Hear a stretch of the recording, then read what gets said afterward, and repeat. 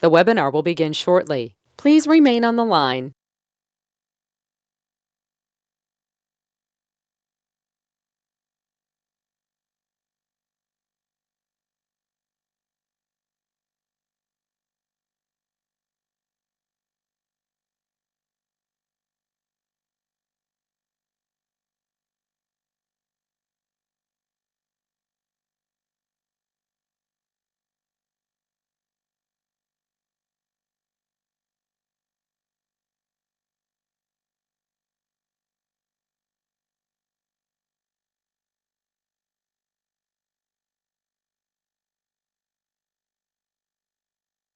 The webinar will begin shortly. Please remain on the line.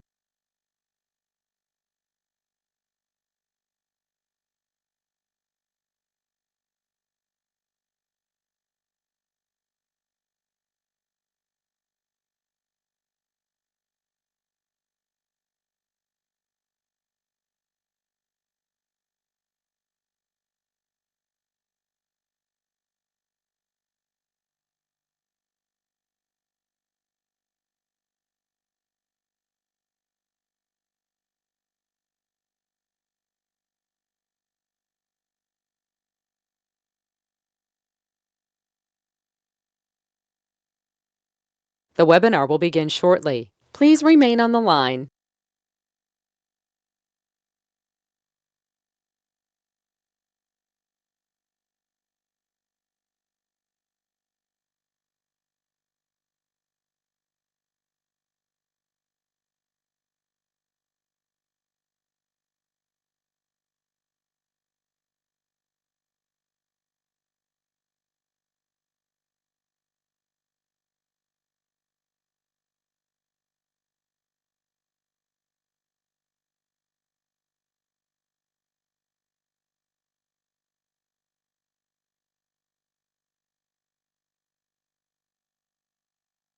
The webinar will begin shortly. Please remain on the line.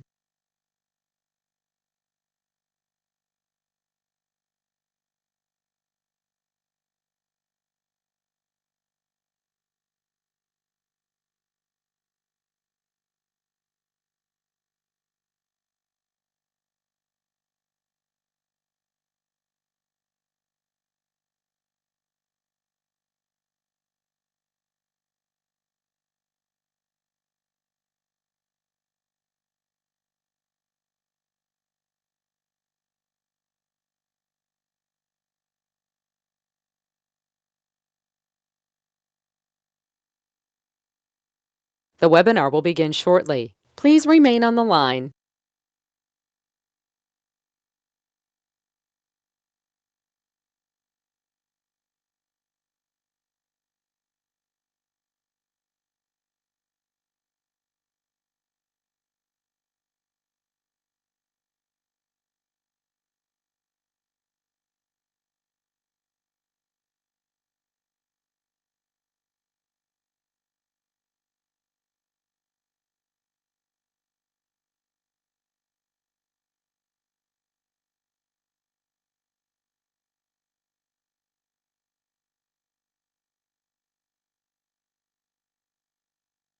The webinar will begin shortly. Please remain on the line.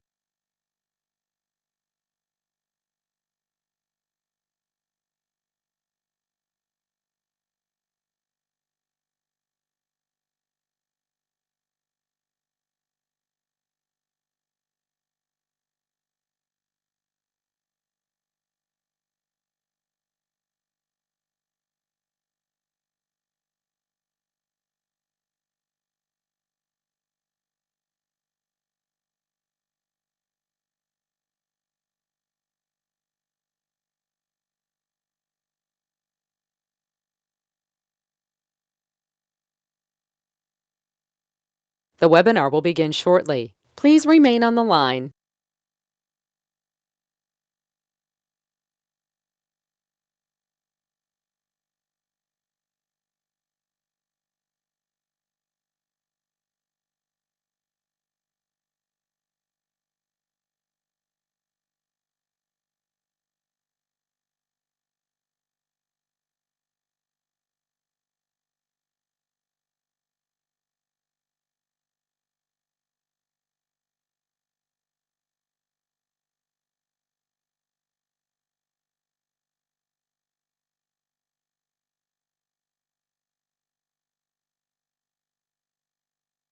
The webinar will begin shortly. Please remain on the line.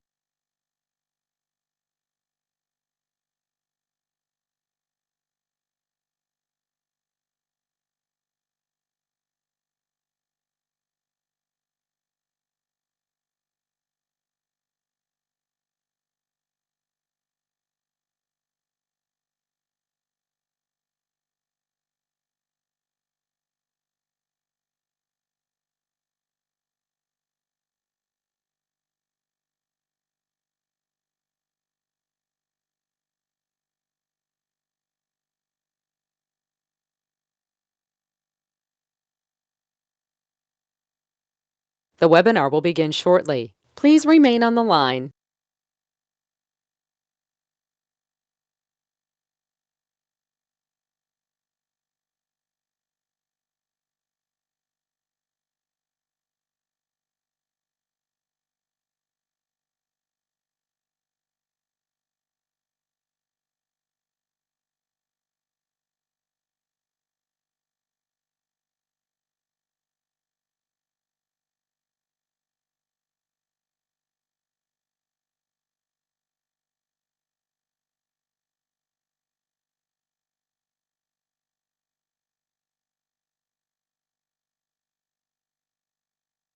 The webinar will begin shortly. Please remain on the line.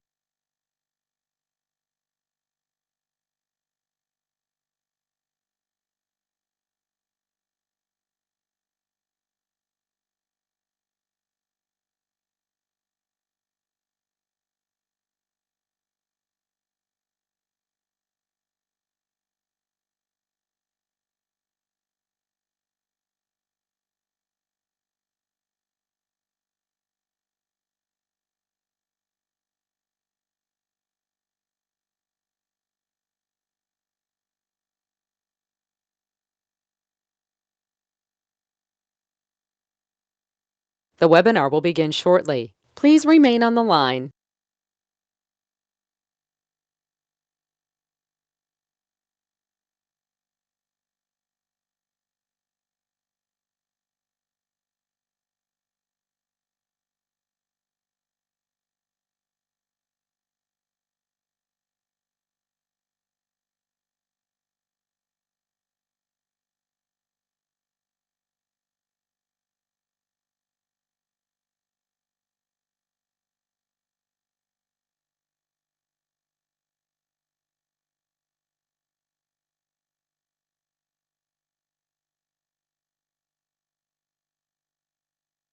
The webinar will begin shortly. Please remain on the line.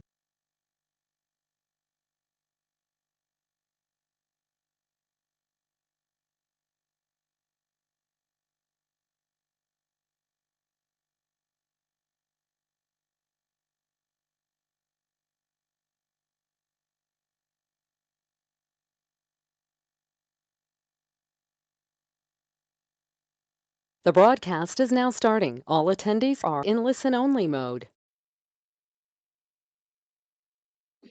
All right, good evening, everyone. This is the September 28th Westminster City Council meeting. We will do the Pledge of Allegiance and the roll call once we go into the council meeting. But we've just done a system check, so we know that all council members are available and most everybody's up on their cameras. Councilor DeMott, are you back with us? Yes, sir. Okay, thank you. We have two short items on the pre-meeting. As you recall, we've had Preston Gibson, who has been a long-time representative of Xcel Energy, who recently retired.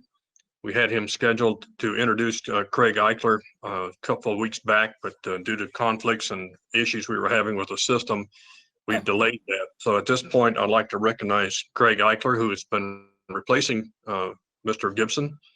And Craig, there's about size 40 shoes. So good luck to you. But go ahead, please take this time to introduce yourself, if you would, please. Thank you. Good evening, Mayor. Good evening, Council. It's a genuine pleasure to meet you. Preston has introduced me around his service territory, most typically by saying, Craig, I'd like to introduce you to my friends. And he genuinely has felt that warmth toward members of your staff and towards you as counselors.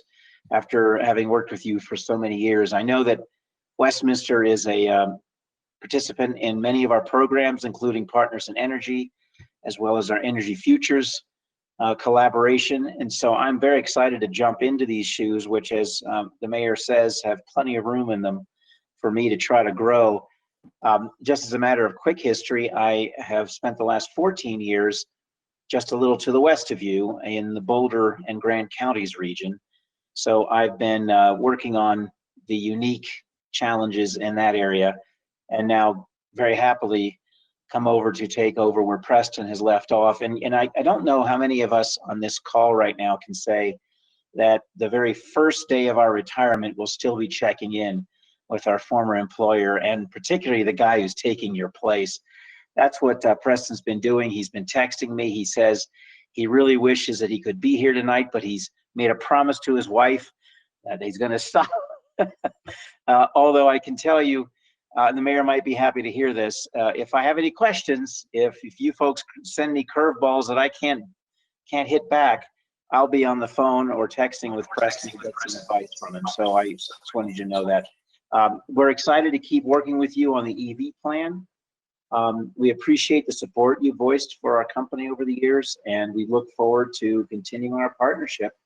And Don and Michelle will have my contact information, as I think you already do, in case you have any issues at all related to XL Energy and our service in Westminster. So thanks very much. Well, Craig, thanks for coming in tonight. To know that, as you indicated, some of us have known Preston for a long time. I was with New Preston when he first joined Jeffco EDC. So we go back a long way. And as you indicated, it's not only a business relationship, it's a personal relationship in many cases, and he's been a good friend. But I do agree that his wife is going to curtail his involvement, or at least that's what she's told me. So we'll see how long that lasts, that he doesn't get his phone taken away from him. Council, any comments from Mr. Eichler at this time? Otherwise, we'll try to move on to our other item. And Craig, if you need anything, please feel free to reach out. Nice meeting you all. Thanks very much. All right, thanks, Craig. The other item we have is an update on the website. Mr. Tripp, I'm not sure who's doing this one. Thank you, Mr. Mayor. I think we've got Ryan Hegrenus and Cody Erb from Communications and Innovation, please. Good evening, Mayor Pro Tem and City Council. Matt, if you wouldn't mind posting the next slide, the City Council Community Engagement slide, that'd be great.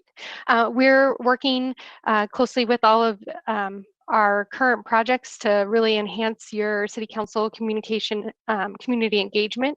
I think you've seen a few emails from me in the last few weeks, and we're doing all we can to bolster that. It's been a little bit on pause given the COVID and our virtual status. So this is one of those many factors. We're working on updating your presence on the city's webpage. Matt, could you go to the next slide?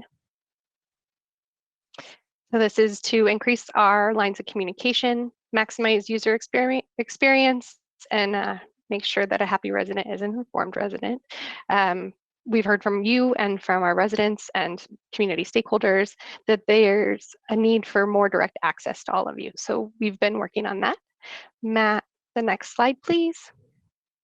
I think most recently you all have seen a mock-up of this form. This is what the form actually looks like. We're in the process of testing it right now. This will be a contact form that's available on the website. It'll run across the bottom as part of the footer for all of our web pages, and then some other places that Ryan will talk about a little bit more. This is hopefully will be launched in the next couple of weeks. Like I said, we're in final testing, but it will go with new website updates. I'm going to hand this over to Matt, and then we'll maybe do all questions at the end. Matt, can you do the next slide, and I'll hand over to Ryan. My apologies. Thank you. This is Ryan Hegrenus, Innovation and Communication Manager, and appreciate the work that staff have done in developing this form. Of course, the form is only good if we can get people connected to that so that they can connect with you. I would like to highlight that on that form, there's some functionality built in where a user can contact all of council They can elect to also include a staff liaison so that staff is also aware. They can toggle those on and off, or they can opt to select individual counselors on that form. We would propose increasing the visibility of that, as Cody mentioned, by adding that to the footer of all of our pages. And Matt, if you could advance to the next slide. Also adding that on the sidebar of all of our articles, news articles, and so forth, so that it's readily visible. These images you see are just a quick mock-up of the location or the placement of that. Certainly staff would work to design that in a way that fits with the aesthetic and also draws attention to that. And we can also look at other opportunities or open to your input for increasing visibility, but we want to make sure that every page has that in the places that a user might typically look for contact information, being the footer, and then also making that visible next to our news stories within the website. One last slide, and then we'd love to get any quick input from you before we transition to the meeting. The council page itself, again, this is just a quick mock-up of that page. Currently is pretty simple. It's mostly just text information. We'd like to update that to be much more visible with your headshots and information directly on that page. And then instead of just simple text links to important information on that page, to also include those, like many of our other pages, with the thumbnail style buttons, visual buttons. One of those being prominently featured being the email or contact council link on that page as well. So we'll be doing some additional work in mocking this up and bringing you a draft of that page, but it should really enhance the image for council as well as the access to those pages. And then we'll also be working with you to update the council bio pages as well. With that, we have a few minutes if there's any quick feedback or direction you'd like to provide to us before we take next steps and bring a final product back to you. All right, Ryan, Councilor DeMott has a comment. First, thanks for your work on this. I think this is great. Extra way to give visibility and contact to the residents to council. I had a couple of quick technical questions on it, however. And my two questions are, number one, is this captured in your guys' system whenever somebody makes a contact, so we're sure that if for some reason it doesn't end up in our inbox, there's some sort of tracking, as well as if you guys are going to be able to gain metrics on how this is used? And then my second question is there a CAPTCHA device that I didn't see on the slide, or I didn't notice if it was, to make sure that bots can't hit these forms so that we're not getting spammed on them? Thank you for those questions, Councilor DeMott. On the first question about the integration or the whether we would have a record of those being submitted, we'll follow up with our IT department that's done the development on that form to get you an answer on that, or to see if that functionality is not there, that's built in. One of the things that we do have is the option for someone to include staff on their email. But if what I'm hearing is we'd like to maybe build something in where we have that automatic record of any email in case something falls through. Is that correct? Yep, correct. That's what okay. I want to make sure of. And then we will look into that, as well as your question on the CAPTCHA. That is not in the mock-up that you have seen. Our IT department has done other similar forms, and we'll follow up with them to see what options or opportunities we have to ensure that you all aren't being inundated with emails that aren't relevant to city business. Great, I appreciate it. Thank you so much. Other comments, One Council? thing we fail, I'm Go sorry, ahead. Mr. Mayor. Go ahead. One thing we failed to mention on the form is that as soon as an individual writes in their email address, they'll also get confirmation of the email that they sent. So then there will be record in the residents or member of the public's email box as well. All right. Other comments, Council?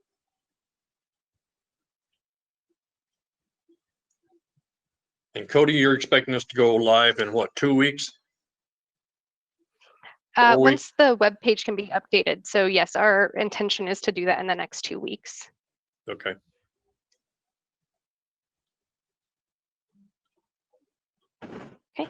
We appreciate your feedback. Thank you. Thanks, Ryan. Thank you very much.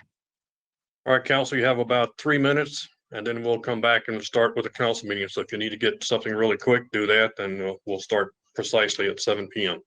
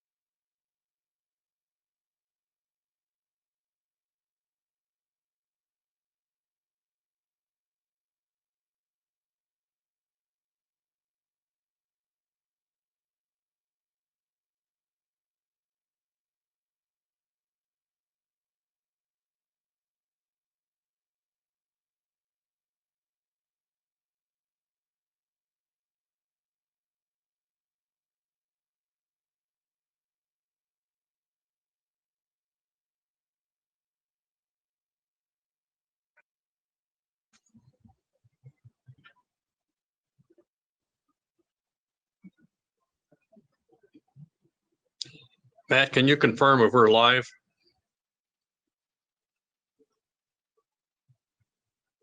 Yes, we are. Okay, I just didn't see your normal note.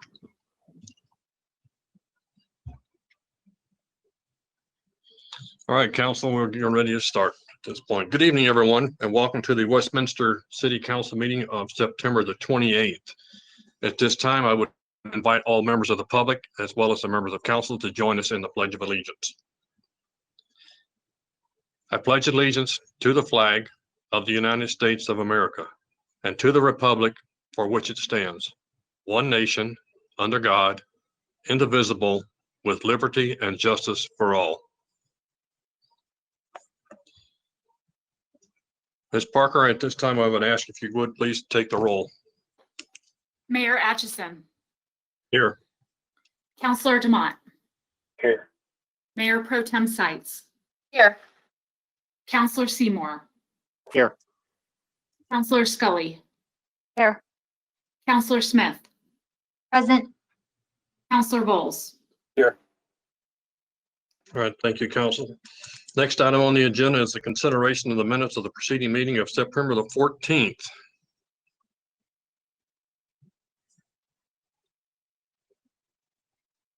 Mr. Demott, if you wouldn't mind. Sure. I move that the City Council approve the minutes of September 14th, 2020 meeting as presented.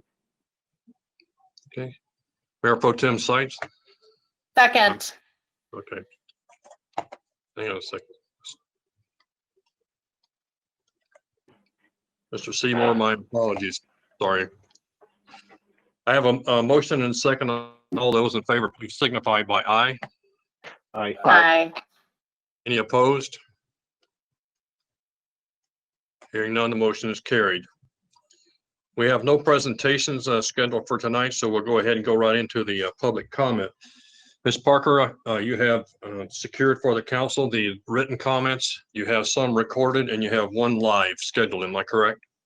That is correct, Mr. Mayor. Okay.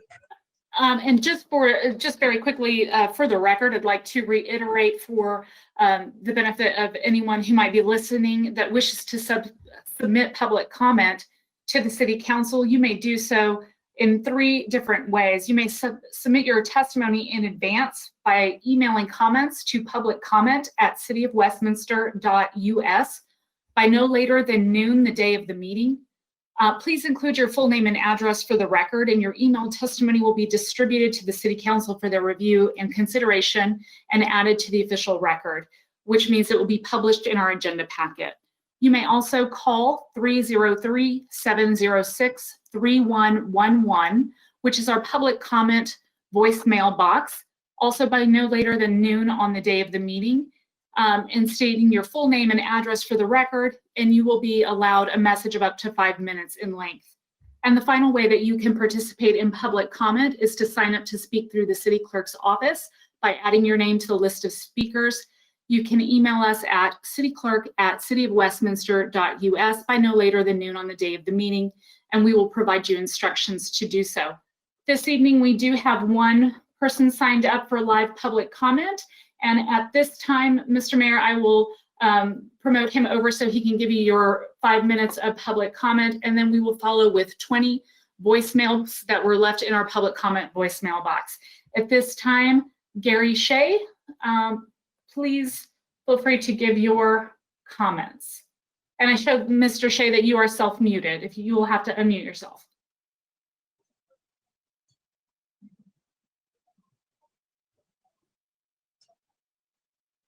Can you hear me? Yes, we can. Go ahead, sir. Thank Mr. you. Shea, before you start, I will just let you know that I have the timer here, so I will give you, when you have used 4 minutes of your time, I will let you know so you know when to wrap up. Thank you, Mr. Mayor. Are you Go ahead. ready? Mayor Atchison and City Council, thank you for the opportunity to speak this evening. I would like to comment on 2 items on this evening's agenda. Agenda item 10C, 7225 Bradburn Site Preparation Project Cancellation and Authorization for Repayment to the United States Department of Housing and Urban Development, and first reading of Councilor's Bill number 30 regards supplemental appropriation of community development block grant funds. I've been following this property since the city acquired it in 2011. I, along with the community, have had serious concerns, and we have worked to voice those concerns over the years. I would like to express my personal appreciation for listening and to say that there was a collective sigh of relief when staff listened and recommended this cancellation and redirection of the property use. The community is pleased with the proposed additional parking and improved access to the community garden. So again, thank you, and please thank staff. Agenda item 10F, resolution number 35 regarding purchase and sale agreement with Community Resources and Housing Development Corporation for city-owned property at West 73rd Avenue and Lowell Boulevard. This entire project and property was the vision and goal of a former city employee who left the city years ago. The process was started and well on the way before the community was informed or engaged as to the city's goals for the area. From the beginning, and once we were informed, there were grave concerns and opposition from the neighbors and community. The original alignment goal referenced in paragraph 3, page 1, under summary statements, was not a goal of the community. It was not a vision of the community. It was a goal of a city employee and not supported by the community. The circular process referenced as an obstacle to demolition on page 3, second paragraph, is confusing because these same exact circumstances existed on 7225 Bradburn when staff expedited that building demolition after our second solution petition was presented. Also on page 3, in the final paragraph, it states that 2 community meetings were hosted to get community feedback. I attended both of those meetings, took notes, and received summary from city staff. Unfortunately, tonight, there is no mention in the memorandum of that feedback. At those meetings, there was an overwhelming majority of citizens that were not in favor of this project moving forward. Most stated they were opposed. I think it would be important for you as the decision makers on city council to be able to hear those comments. At the final public meeting in March of this year, I spoke with a young city employee that is a senior planner. I asked him specifically, does more low-income senior housing in this part of the city at this property help revitalize this area? His answer was no, it does not help revitalize the area. After those meetings at the beginning of the COVID-19 restrictions, a rezoning of the property was pushed forward by economic development and scheduled to go before the Planning Commission. This virtual meeting was opposed by the community and it was subsequently paused. We voiced our health and safety concerns for test 7225 Bradburn, and the city listened, and we're grateful. The hazardous conditions that exist on this property, on Lowell, this site far exceed Bradburn. Earlier this year, the Colorado Department of Public Health and Environment Oil and Gas Division, in regards to the voluntary cleanup plan referenced in the memo, issued the following findings, and I quote, "If fully and properly implemented, the plan will attain a degree of cleanup and control of hazardous substances and petroleum products, such that the property does not present an unacceptable risk to human health or the environment based on the property's proposed future use, which is residential." What exactly does that mean? It doesn't present an unacceptable risk. Is it then considered an acceptable risk? What is an acceptable risk? Is it 100% safe with no threat or concern for health and safety? No, absolutely not. My home doesn't have a vapor area that's referenced in the memorandum, and I'm sure yours doesn't either. The property where you and I live, thank you. The property where you and I live is 100% safe because it is not built on an abandoned gas station with a hazardous chemical plume several feet down in the soil. The language in the memo creates a sense of urgency that if you don't vote to approve tonight, that funding will be in jeopardy. Some of the funding sources that are referenced are 10 to 12 years old. The city is and has been out of HUD compliance for a number of years, and everything during this pandemic has been paused. What's the urgency?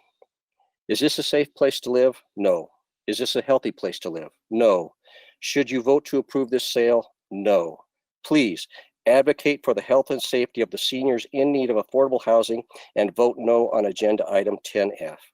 If you cannot vote no on this agenda item, then at the very least, please pause this project by tabling this item until the affected community can be involved and have our voice heard for a better solution. Thank you for listening. Sure.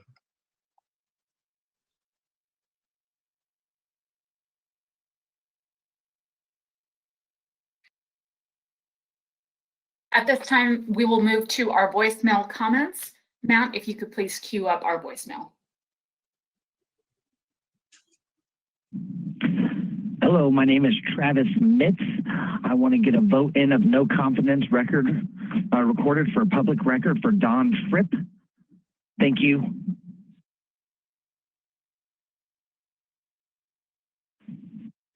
Hi, my name is Elizabeth Harris. I am a longtime resident in Westminster. I am voting a no confidence vote for Don Tripp. My water bill has more than doubled, and I am not using any more water than I did last year.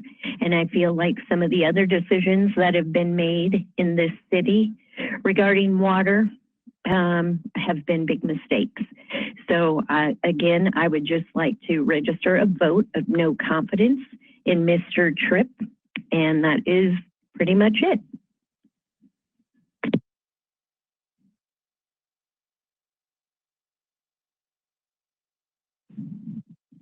Hello, my name is Rebecca Arthur, and I am calling to address the water rates issue that is playing out here in the city of Westminster.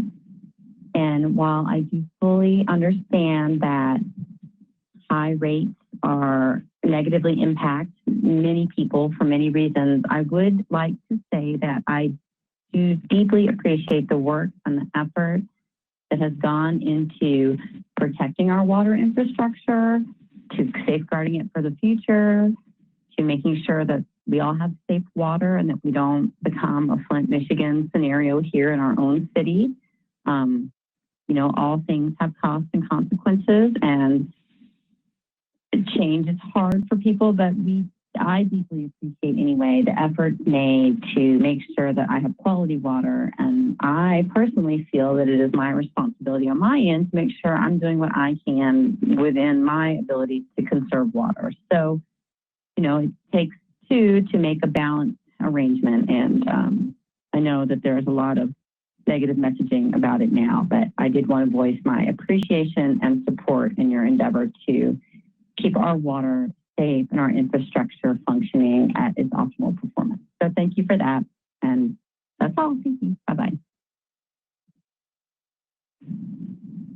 Hi, this is Carol Campbell. I live in Westminster, Colorado, and I am commenting about the water rate issue and the recall that some people are trying to propose.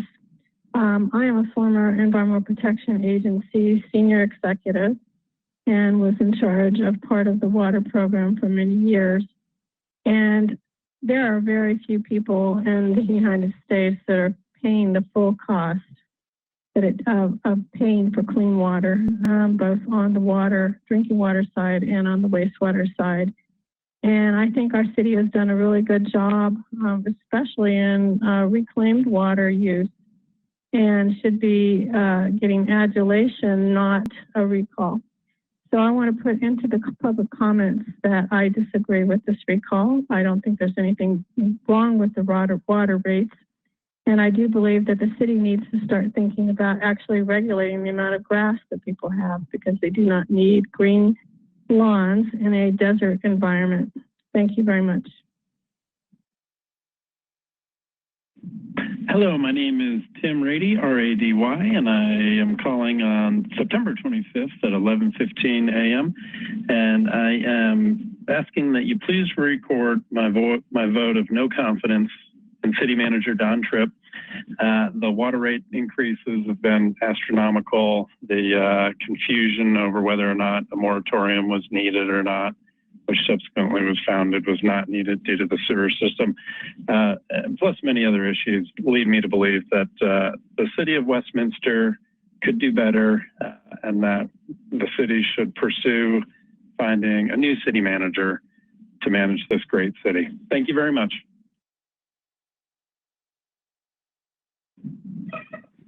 My name is Melissa Serlin, and I am calling to voice my support for Anita Sykes and the other members of council who have been providing excellent stewardship on environmental and water issues for our city. While nobody likes increased water rates, including me, I understand that during a drought, and if we continue to water our lawns, that the rates are going to be higher, or that our water usage is going to be higher, and that the rates have to be increased to maintain the city of Westminster's infrastructure. I've been a resident here since 2004, and I would like to live here the rest of my life, and I would like the city to continue to provide safe, clean water. I would like it to be plentiful, and I understand that there's going to require stewardship and money in order to maintain the infrastructure that's required. The recall against Anita and the other members of City Council is ridiculous, and I am strongly opposed to it. It's a waste of our time, and it's a waste of our councilors' time when they could be using their time better, continuing to address our city's many needs. Thanks. Bye.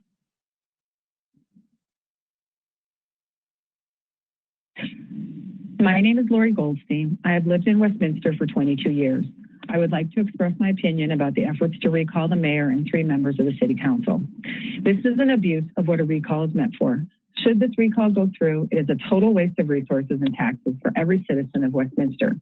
This is deplorable. It is deceitful and full of lies that the people running this are literally swindling other citizens of Westminster into signing their petition saying it is to decrease water rates. How do these people even sleep at night knowing they are using people to spread their agenda? Their agenda reeks of white privilege. They want their boating on Stanley Lake. They want their huge yards full of Kentucky bluegrass to be lush. In case anyone has not noticed, we live in a high desert.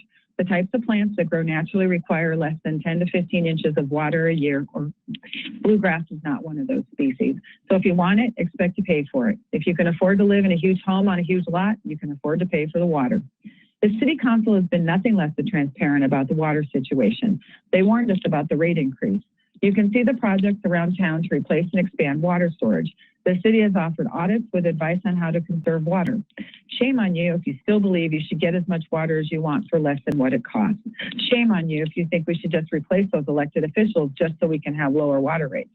You get what you pay for, and if having safe, clean drinking water without having an issue with sewage backing up, then we all need to foot the bill. That is what a community does. Westminster is quickly losing the sense of community that I always appreciated. Neighbors are pitted against neighbors for something petty and deceitful. City council members are up for re-election every 4 years. The sticking point in all of this is one of the council members was not even on the council when the decision was made. Another was just re-elected last year with more votes than any other candidate. The mayor, who I respect, only has 1 more year on his term. So who do these people think they are who are organizing the effort? I have absolutely no respect for them. They are a disgrace to the city of Westminster, a city known for its parks, open space, clean water, and thoughtful planning, a community where people treat each other with dignity, not lie to them to push their own agenda. In closing, I want to thank Mayor Atchison and council members Sykes, Wolf, and Scully. You have been voices of reason in making difficult decisions with limited resources. I might not have always agreed with everything, but I know we can have civil dialogue when we do not. Each of you are very in tune to the needs of your community and the citizens you represent. I encourage the rest of the citizens of Westminster to do their homework before they sign something that will only cost us more money in the end. Thank you. Hi, my name is Tanya Bucher, and I'm a resident of Westminster. I'm calling because it is a problem that councilors DeMott and Seymour continuing to display exclusive flags at public city council meetings. Since the councilors will not accept my assertion that these symbols are racist in our discussion from an email chain in the 914 agenda, I would like to appeal to you that some people might interpret these flags as threats to public safety. Let me be clear. I have no reason to doubt that the councilors believe in equality and justice for all and want to serve all of their constituents. I am a constituent who is deeply troubled by the rising threat of far-right and alt-right and white supremacist groups. This is not just my opinion. FBI Director Wray and DHS staff have both warned the public about this threat in the past month. Perhaps I am more sensitive to these symbols because I kind of keep an eye on these violent groups. Why, you might ask? Because they are a threat to human life. I saw the Oklahoma City Murrah building in person about a week after it was blown up by a far-right extremist. A 5 or 6 story building about half a block long, just a shredded husk like it was made of paper mache. McVeigh slaughtered 168 people, including 19 preschool children. That has left an indelible imprint on me. So imagine my confusion when I saw 2 flags that I had seen at Unite the Right and other recent extremist rallies displayed at a Westminster City Council meeting.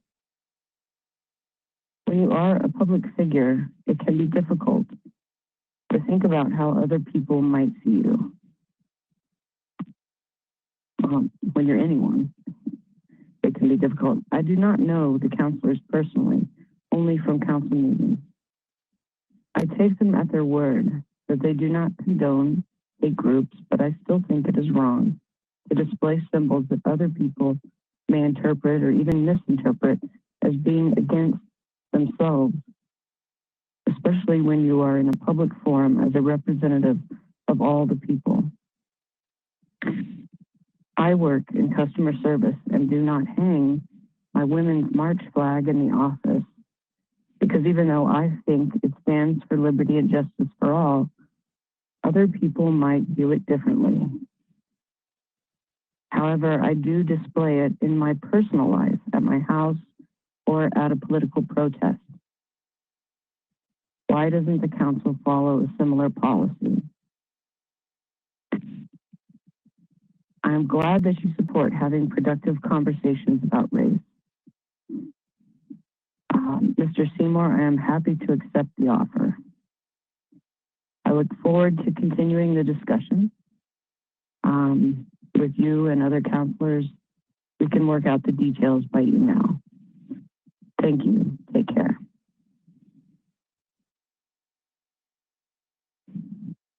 Hi, this is Mark Kaiser. 7035 Zenobia Street, 303-598-0630. This message is in comment on Don Tripp. And specifically on the water rate increase and the infrastructure. Before I got on city council, I got to see firsthand what needed to be done with our water and sewer infrastructure, repair, maintenance, upkeep, and rebuilding. And when I got on council, one of my major goals is to put a plan into place that would provide the financing to rebuild, replace, and maintain our water and sewer infrastructure. Imagine my disappointment when Don Tripp said that prior councils, specifically referring to some of my time on council, that we totally ignored the needs of our infrastructure for water and sewer. There was several study sessions, there was community input, and significant pushback from the community about an increase in water and sewer rates. However, when we went to the community, explained what we were going to do, and the increases would be between 2 and 5%, that would facilitate rebuilding and maintenance of our infrastructure for water and sewer. Then the community got on board. But Don Tripp came along and said that the prior councils had never planned, had never discussed any plan to address the needs of rebuilding water and sewer infrastructure. Secondly, the Stanley Lake banning of power bolts. My understanding is there was 24 to 28 people that gamed the system. The community came out, specifically the Stanley Lake boating community, offered several solutions to maintaining and security of people accessing Stanley Lake. All of these proposals were turned down as not being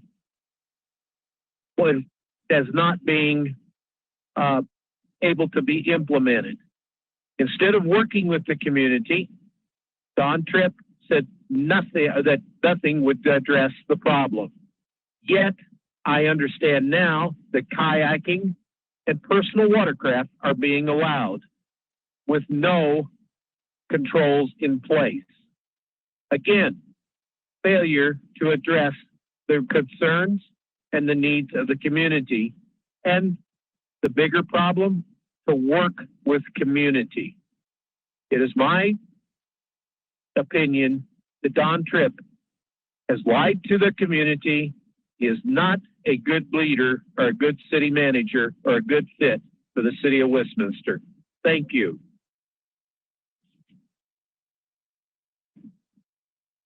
Hi, this is Lisa Woodward from Westminster. I wanted to leave a message for City Council and City staff. I know many people are up in arms about the water rate. and I just wanted to call and give my opinion. From all the research I've done and understanding of the issues, I believe the increase was necessary and reasonable. Our water bills have gone up 17% on average year over year. And our highest bill went up 25%. But water is our most important resource. We need an upgrade to our water treatment plant. There's no arguing that. Nobody can say otherwise. Our city officials, city manager, and city employees understand how critical this is to the health and survival of our city and our residents. Thank you all for making these very hard decisions to protect our future. Our future residents, thank you. Our children, thank you. And our children's children, thank you. Hello, my name is Debbie Guerrero. I'm a Westminster resident, and I'm calling in for a vote of no confidence in the city manager, Don Tripp. Thank you. Hello, my name is John Woodward in Westminster, Colorado, and I was calling to voice my support for the water rate increase. Although unpopular, it is much needed. And I do support the mayor and the council members that did take the vote to increase the water rates by 10%. I just wanted to state that, you know, although no one welcomes a 10% rate increase, it is absolutely vital for the infrastructure in its current condition, and that people should really keep in mind that by not making these repairs, that we will just cost the city more money down the road long term. So I just wanted to voice our support for all those council members, and I believe the recall efforts that are organized right now that are popping up around town are misguided. I think they're irresponsible, and they're really doing our whole community a disservice. Because if they were successful, which I don't believe they will be, but if they would be successful, that would just cost our taxpayers and city even more money to do a recall election, which is ridiculous. So again, I'm in full support of what we did. I don't think that by recalling any of the mayor or the city council members, that's going to do anyone any good. That the water rate increase will still be in effect, from what I understand. And I'm glad we have council members working for the betterment of our city, even though it might be the harder thing to do. It's the right thing to do, and we really appreciate all their efforts. Thank you. Hello, my name is Fran Saddington Lee, and I'm a longtime resident of Westminster. I was very disturbed to hear about the recall effort going on for the city council over the high water rates. And I feel that's a totally inappropriate reason to recall anyone. So please make a note that I am strongly against that. Thank you. Hello, my name is Mark Lee. I'm a resident of Westminster. I am against the recall of the city councilors. My reason for being against it is that this is an inappropriate use of the recall feature of our government. Recalls are meant for malfeasance, dereliction of duty, being drunk at a city council meeting, stealing money from the city, and other immoral and obviously incorrect acts of an elected official. That's what a recall is for. This recall is about a vote taken to increase water rates, which was a legitimate legal vote having nothing to do with malfeasance or theft of city resources. So for this reason, I think the use of the recall feature is incorrect. The correct approach would be to wait till the next election and elect someone you prefer.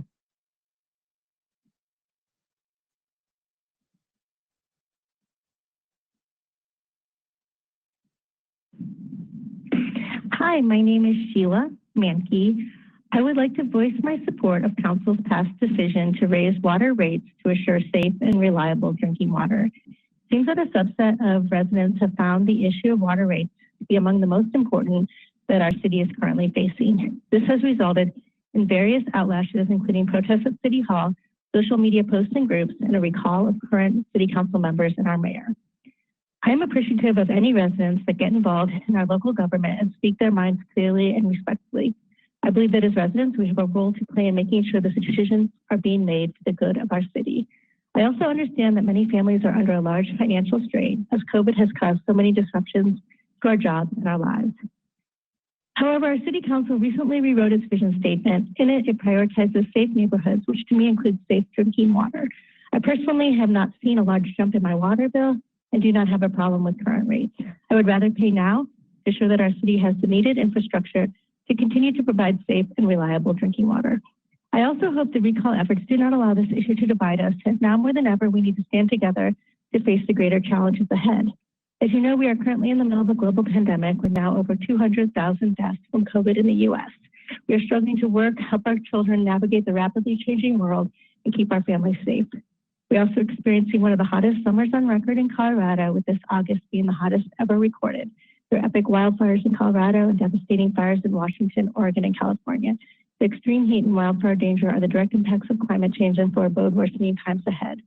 I am in support of the current water fee structure with continued effort to find ways to help those who are struggling to pay for their water bills. I hope the council will continue to make decisions for this city that will assure all of our health and safety. I hope that we can devote the same amount of time, outreach, and discussion on issues of health, inclusivity, and sustainability that we are currently having about our water bills, that we can continue to work together for a healthy and thriving Westminster. Thank you so much. Hi, this is a message specifically for the public hearing on the budget. My name is Sheila Menke, and I thank everyone who has worked on the proposed 2021 budget. This is Emily Brooks. I live at 10054 Lowell Way. I want to voice support of Mayor Herb Atchison, Mayor Pro Tem Anita Seitz, Councilors Catherine Scully and John Boldt, and City Manager Don Tripp. This year, our city leaders and staff have faced the unprecedented challenges of COVID-19, and they've had to navigate one of the most uncertain times I can recall. The council and staff of our city have committed to understand the full impacts of this crisis on residents, businesses, and city operations, and have spent many hours in understanding how to protect our health, safety, and stability. I've heard City Manager Tripp, the executive team, and many other staff members, as well as the council, demonstrate and deliver on their commitment to serving us each week as they report out on the status of COVID impacts and the creation and management of actions to address these impacts. I'm grateful for all they've done for us and thankful that we have such a highly talented group in place. Thanks for all you have done and continue to do. Many residents in our city are concerned about water. I'm also concerned. With so many residents receiving unexpected high water bills, we need to understand the root causes to determine if there are systemic issues with the water delivery, usage, and billing. It's being suggested that perhaps the new water meters are using a different metric to measure 1 unit of water, and that might be creating erroneous measurements. We should quickly determine if this is happening. I believe the City Council and the staff plan to conduct focused water workshops are a good start to addressing these concerns. I think the residents must allow them to conduct the workshops as well as listen to the information presented and the discussion. We should allow the council to direct staff to address the concerns of the community as well as the viability of the city's water, sewer, and wastewater utility, and also participate in the process with feedback based on the facts, data, and solutions presented. I am not a supporter of the move to recall part of the council and the expression of no confidence in our city manager due to high water rates. The petition being circulated offer no solution to address the complex water situation other than a potential to have different people sitting on the council who then will also have to get up to speed on the facts and data before taking any action. I'm not aware of any detailed proposal put forward by the recall organizers that could simply be voted on and implemented. I think we need to let each of the current council members 3 of whom, Councilors Volt, Seymour, and Smith, have never voted on water rates, go through the process of getting the current situation well understood and deliberate and decide how to move forward. Let them go on record with their solutions. We have a council and mayoral election in November of next year. That will be when we can all hold the city leadership accountable. Thank you for the opportunity to speak tonight.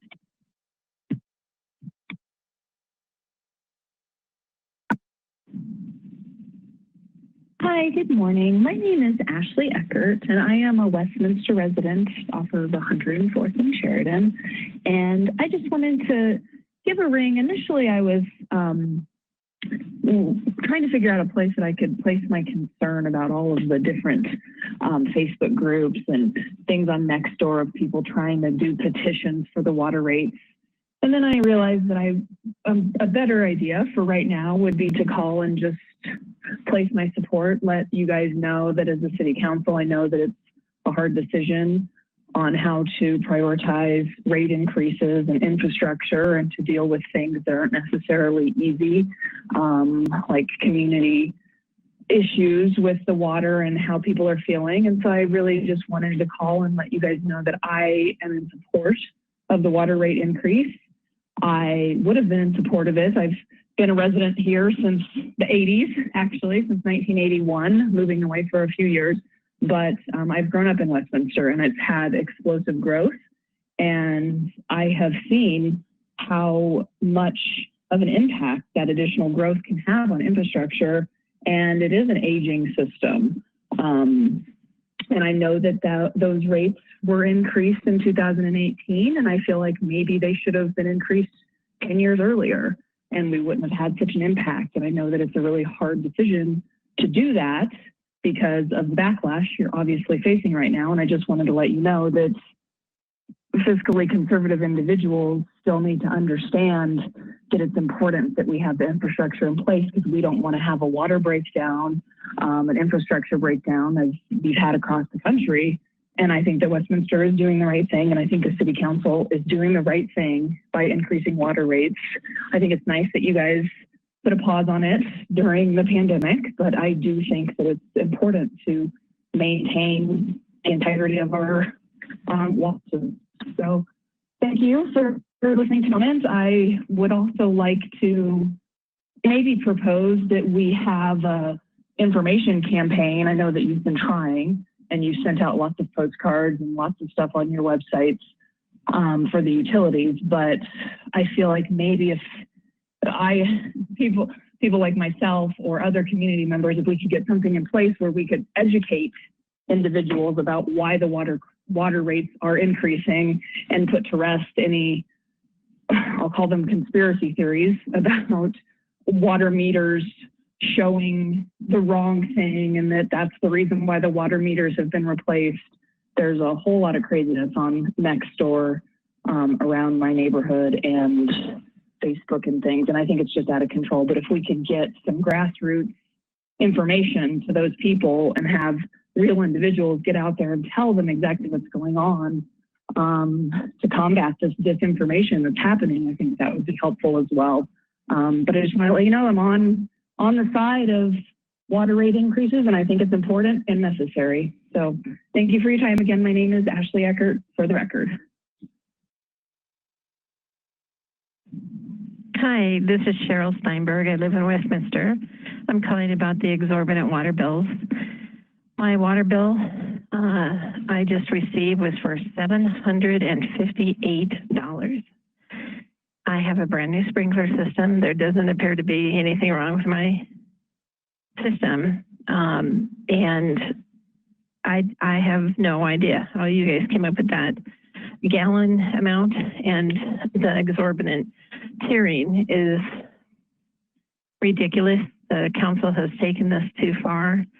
As a city planner myself, these rates are unsustainable and they are punitive basically for residents who want to have a yard for their children and pets, want to garden and grow their own food and have trees.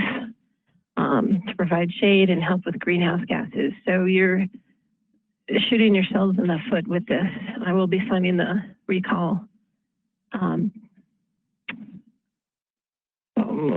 sign up ballot, not ballot, but you know what I'm talking about, the recall. And hope that you seriously reconsider and adjust your rates something more in line with our VATAs. Thank you.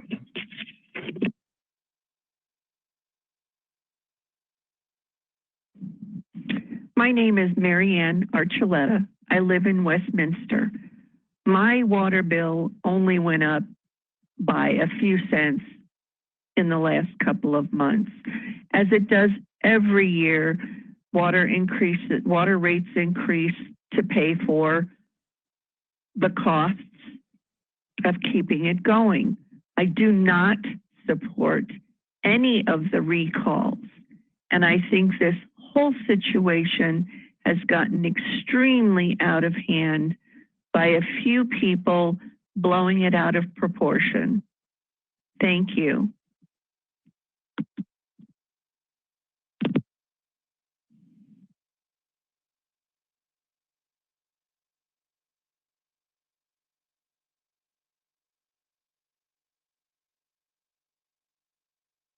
Mr. Mayor, just want to advise you that is the last public comment that was received in the voicemail by the deadline. There are no other people who have signed up to speak live. Okay, thank you, ma'am. With that concluding the public comment period, we'll move on to the report of city officials. Mr. Tripp.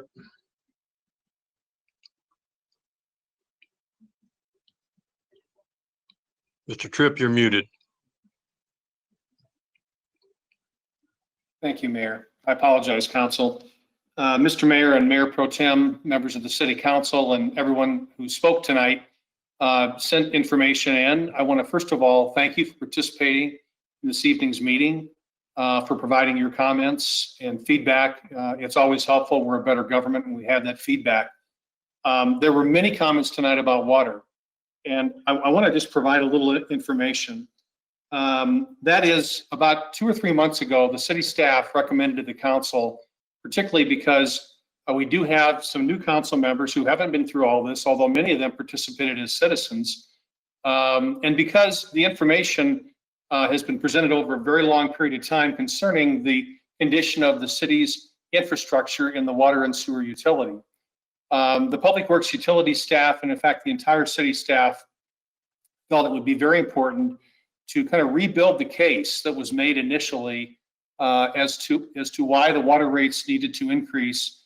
And that really starts with the aging condition of the utility. So starting on October 8th and then continuing on October 20th, November 3rd and November 17th, the city staff will be presenting to the city council information that builds block by block the case behind this aging condition of the utilities information, and why the rates and the costs are what they are, why we've recommended these in the past. It will be up to this city council moving ahead. They were very clear during the pandemic that they wanted to put a halt on any increase, and so we did that. But we've got to get back to understanding age condition of the utility, what the cost will be to maintain it, and to make sure it's there in good stead for the future. We want to be as transparent as we can. I want to invite everybody who participated in this issue tonight, and of course all the community, to listen in on those meetings.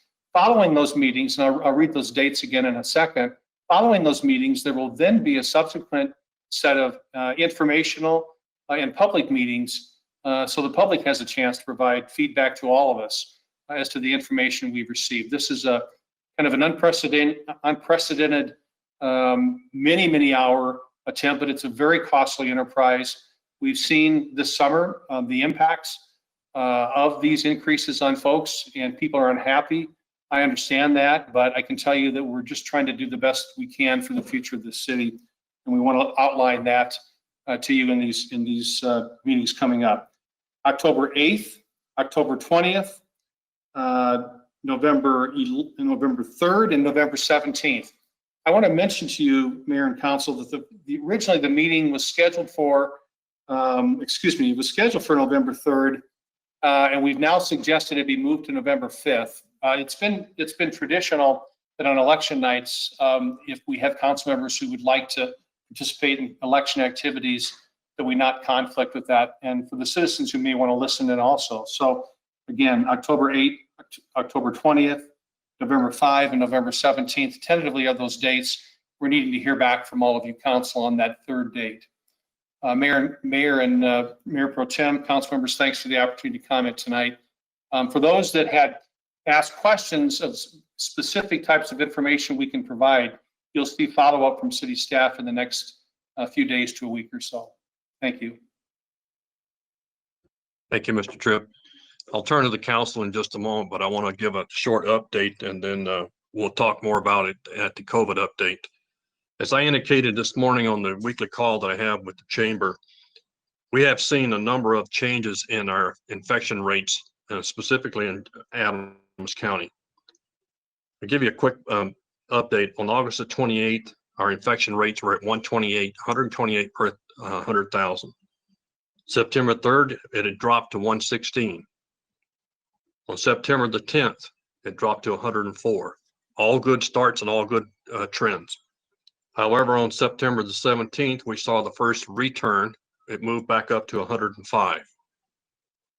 On September the 24th, we saw another spike. It went to 153. This morning, we hit near 200. Our trends are going absolutely the wrong way. So we have almost doubled our infection rate over the last 2 weeks. We are waiting on guidance from today, from the health department, of what activities we will have to deal with. Staff will be updating us later on in the COVID updates on the conversations they may have had with the health department today and what guidance we may anticipate. So I will ask you all to be patient, and we'll catch up with the staff on the COVID updates once we finish the agenda tonight. This time I'll turn to City Council and see if there's anyone who has any comments they'd like to make. Mr. Seymour, if you would, please. Councilor Seymour, sorry. Thank you, Mr. Mayor. Just a brief comment on a discussion that council had this last week in relationship to council attending and city council and the city as a whole participating with our long-running partners here in the city, and how that affects or interacts when that same event is sponsored by a developer, let's say. Council wants to make sure that we do not have any reflection of coordination with a developer on any project, and that all hearings before council are fair and in public. But also, many of us have been members of, board members of, or long-time participation in events throughout our city. And so we've had a deep conversation about that and how we were going to move forward on that. Not wanting to have the look of also sponsoring an event and co-sponsoring an event with someone who's going to come before council. But as we discussed, it's important for us to continue to support our partners that are on the community, and that we are all and have been integral parts of before we've been on council, and many past councilors continue to support these community groups after leaving council too. So it was an important subject that we talked about so that we can stay involved in our city, but not have the look of also being part of that sponsorship also. So I hope that is clear as mud now. Councilor Scully. Thank you, Mr. Mayor. So I wanted to, first of all, thank everyone who came and offered public comment tonight. As always, this is actually, to me, the most important part of our meeting, is hearing from our residents who live in Westminster and are having to deal with the policy that our council has put forward. So thank you for coming forward. Please know that I take extensive notes, and I pay attention and I listen, so thank you. Also, I would like to thank the Persian Culture Circle. They invited the council to the Oregon celebration, which was held on Sunday, and it was a fabulous event, a little rainy, but kind of set up some ambiance. So it was very nice, and really enjoyed getting to hear about the Persian culture and learning about it, and enjoying some nice food and conversation and music. So thank you very much. And that's all I have for tonight. Thank you. Thank you, Counselor. Counselor Vols. Thank you, Mr. Mayor. I last Thursday had the opportunity as the alternate to the North Area Transportation Alliance, NATA. I had a chance to sit in for Mayor Pro Tem Sites, and there's a few things I like to share with the group. The 8th Annual Transportation Forum is scheduled for Thursday, October 22nd. It's to be a virtual event, so please check the NATA website for more details on that. They also talked about the inline is now open. So the inline is the RTD train from North Glen through Thornton, Commerce City to downtown. It is now open, and they had a big celebration. So there was a lot of talk about that. People are excited. It is now open. So, and then we also talked a little bit about the new RTD general manager, Deborah Johnson. She should be in place early to mid-November. So that was the prediction of the board members from RTD who are at our meeting. So we'll have a chance to welcome her soon. And then also one last thing, the Front Range Rail Commission, which is in charge of Front Range passenger rail from Fort Collins down to Pueblo, they recently received a federal grant, so federal funding to the amount of $548,000 with a local match of $137,000. And that part of the project, 685 total, is for planning. So they are well on their way. And Amtrak just had the lights keep going out here. Amtrak just mentioned recently at a conference that this Front Range rail line is ranks in the very top. So that was good news to the folks who are part of the Front Rail Commission and those of us in the Front Range who follow this. So those are a few of the items that happened at the meeting. So thank you very much. And sorry the lights keep going out here. They're automatic. They go out, and it's kind of a weird thing. But anyhow, thank you. That's all I have. Mayor Pro Tem Sykes. Thank you, Mr. Mayor, and thank you so much, Councilor Vols, for filling in for me at that NATA meeting. Excellent report. I do want to reference the event that Councilor Seymour was, I think, talking about. The Westminster Chamber of Commerce did have a gala, and I've heard by all accounts, they really did a great job making it socially distanced, COVID aware, and safe. But I would be remiss if I didn't congratulate our former Mayor Pro Tem, Alberto Garcia, who received a Legacy Award. And also, I believe one of our planning commissioners also received, I believe, the Director's Choice or President's Choice Award.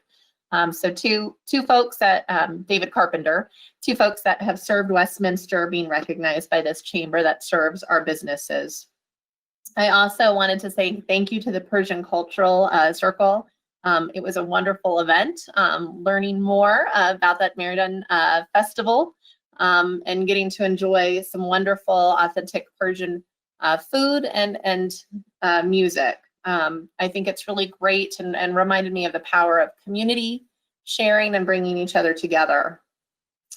Which leads me to the next big event that has happened since the last time we talked and the last time we were here as a council. We are all aware of the passing of Supreme Court Justice Ruth Bader Ginsburg. And by all accounts, she was a fantastic jurist with dedication to the law, passionate advocate for justice and equality. She, as a woman, I'm appreciative of the ground that she, that was hard fought by her, but those that work towards equality benefits every single member of our wonderful nation. But tonight I want to focus on another aspect of Ruth Bader Ginsburg that I deeply admire, and that was her friendship with Supreme Court Justice Scalia. While they had very different ideological beliefs, they were both really on opposite aisles, sides of the aisle. They were able to see each other as human beings and find the value in each other's company. They did not dehumanize each other. They did not resort to tribalism. They did not make personal attacks. Instead, they saw the human worth and the opportunity for friendship. I think that's something that's sorely missing recently. We've seen division on a national level, and it's been disappointing to see it increase even in our own community.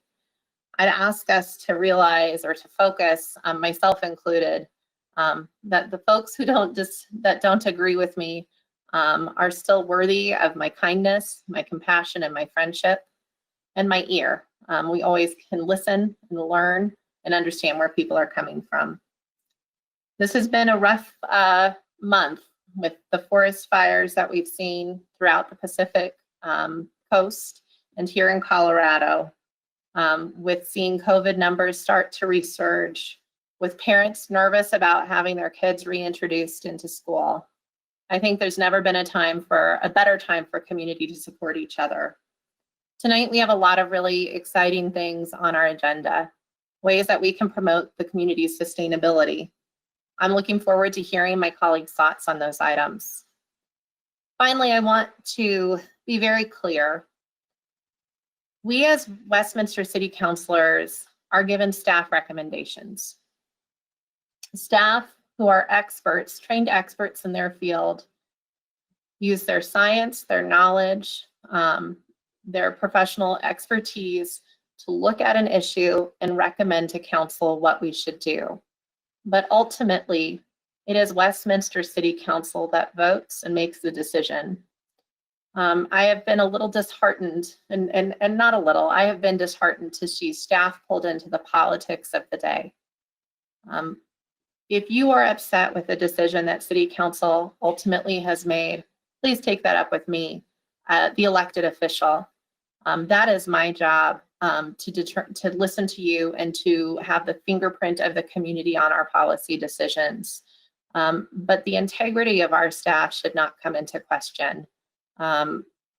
These are dedicated individuals that work tirelessly to make sure they are serving this community today and tomorrow. And so I am proud of the work that they've done.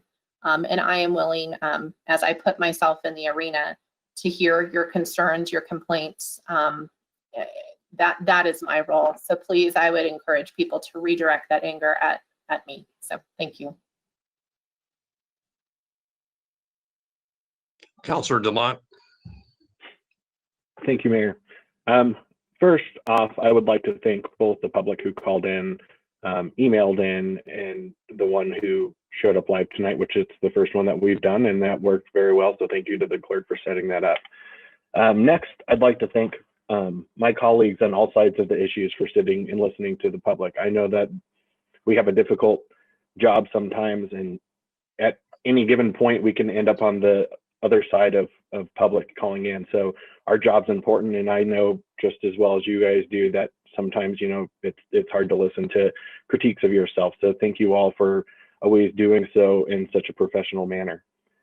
Next, Mayor Pro Tem Seitz kind of beat me to the punch. I actually got to attend the gala for the Westminster Chamber, their Into the Future gala.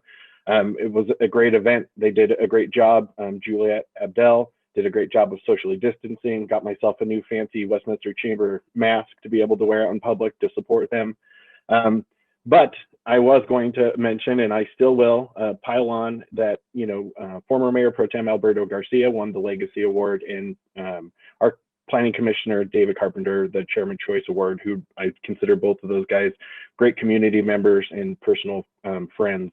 I also wanted to mention that Cocopelli, which is one of my personal favorite places to grab a pint, sometimes with my fellow council members, they got the 2019 Small Business of the Year award. So Christine Wares runs a great business, and she does a lot of great things in our community, and I wanted to give her accolades. There were a lot of other people that got great awards, and it was, you know, just generally a good event like they always put on. So I appreciated being able to attend that. Next, I want to read a quote from Muhammad Ali. He says that hating people because of their color of their skin is wrong, and it doesn't matter which color does the hating, it's just plain wrong. I, without exception, agree with that statement. We heard some comments tonight about some flags. my flags, which behind me, you'll see a Gadsden flag and a thin blue line flag. The Gadsden flag is a revolutionary flag that says don't tread on me. And that means everybody in this, to me, that means everybody in this country's rights. I do not, without exception against, put up with anybody who treads on anybody's rights in this country. You know, we take a oath as counselors to uphold the U.S. Constitution. And to me, that's what that stands for. The thin blue line flag behind me is about police support. It's no secret that I'm a big supporter of law enforcement. My father is a retired Denver police officer who gave 30 years to his community. And to me, that thin blue line is what it stands for, is that those officers are the line between the calm and the chaos. We've seen all too much chaos this year. Some have caused by a bad person who ended up being in a uniform.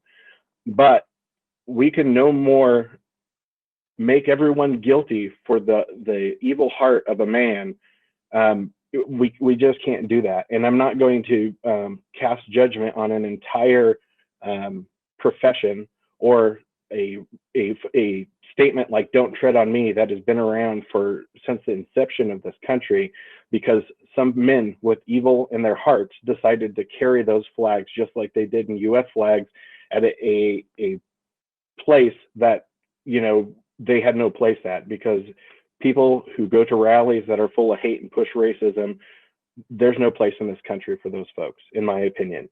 But these flags behind me do not stand for that. And I'm not going to let somebody hijack things that stand for great things, like police officers who do good jobs and are the first ones that will call out bad police officers, or the Gadsden flag that stands for the rights that those police officers are trying to uphold.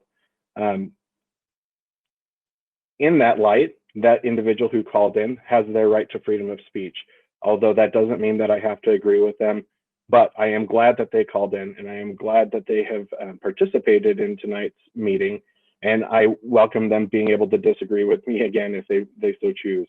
But I do want to call it out and give just, you know, my view on what these flags mean and how important it is to call out racism if you see it, and how disgusting and ugly it is. And unfortunately, you know, we do have some scars on our nation's history because of it. But with that said, we need to push forward and realize that those rights are there. And I'll close with a quote from Frederick Douglass, who said, "To suppress free speech is a double wrong. It violates the rights of the hearer as well as those of the speaker." Thank you, Mr. Mayor. Councilor Smith. Thank you, Mr. Mayor. Just wanted to thank our public, everyone who had called in. To hear your voice is very important as a council, to hear all sides of an issue. That really helps us within our discussions as council, and in making our decisions. And I too take lots of notes. So, but just to reiterate what Ms. Parker, our clerk, said in the beginning for public comment, to reiterate, to have your either voices heard on record at our council meeting. That number is 303-706-3111, or to have it in our packet, you can write into public comment at cityofwestminster.us. And all that information is on our website, and I encourage everyone to just let us know your thoughts. It is certainly an avenue for hearing all sides of an issue. So I thank you to all those who had called in and wrote in, and I appreciate you taking the time to do so. Thank you, Mr. Mayor. Council, before we move on to the next piece, I want to pause for just a minute to recognize a very long-time resident, a big supporter of the city, not only as an individual, but the entire family. This past week, we received notice that Wilbur Flockman had passed away. I'd like to pass on our condolences to Marilyn and his daughter, Angie. Wilbur has been a part of this community for, I can't tell you how many years, not only from the publishing house, the Westminster window, but to his backpacking trips and his love of animals, his farm work, but just being an all-around great guy that has supported the city of Westminster for decades, not just a few years, but for decades. And Wilbur will be truly missed, and we're very sorry for his family. This time, council will move on to the next item, which is the consent agenda. At this point, I will ask if there's any member of council who wishes to have an item removed from the consent agenda. If you will just hold your hand up, I'll look for the camera notice. All right, seeing none. Councilor DeMott, if you would, please.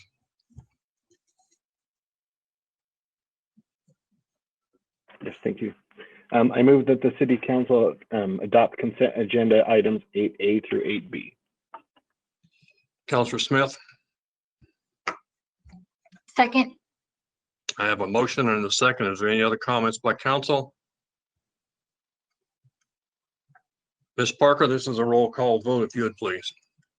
Mayor Atchison. Yes. Atchison votes yes. Councilor DeMott. Yes. DeMott votes yes. Mayor Pro Tem Seitz. Yes. Seitz votes yes. Councilor Seymour. Yes. Seymour votes yes. Councilor Scully. Yes. Scully votes yes. Councilor Smith. Yes. Smith votes yes. And Councilor Bowles. Yes. Bowles votes yes. Thank you, council. Consent agenda is adopted on a 7-0 vote. Moving to item 9 on the agenda, there are no appointments or resignations this evening, so we will move on to item 10. Item 10A is holding a public hearing on the proposed 2021 budget. Ms. Parker, do we have anyone signed up for comments in regards to the public input for the budget?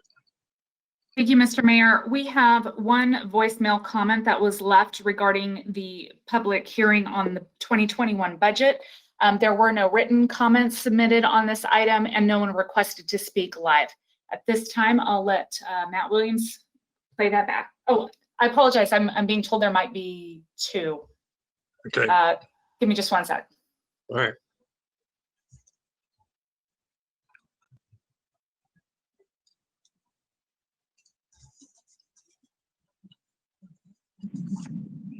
Hi, this is a message specifically for the public hearing on the budget.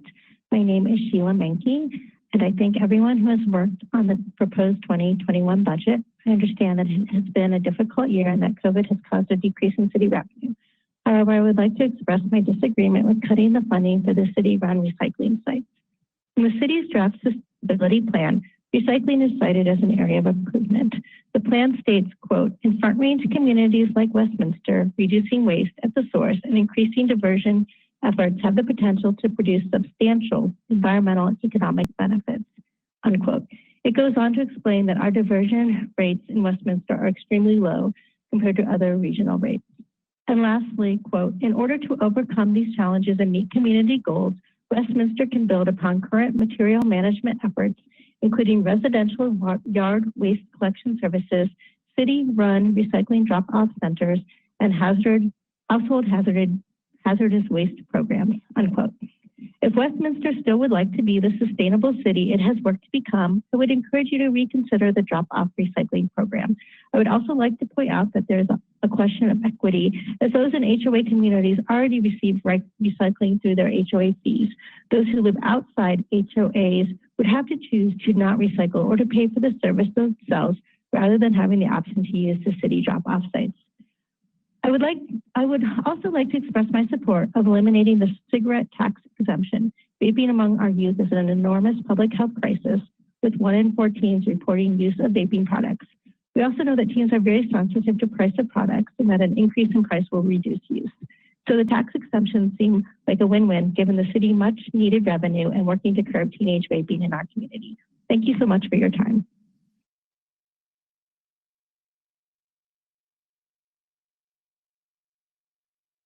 And Mayor, just to clarify, there was only one. I apologize.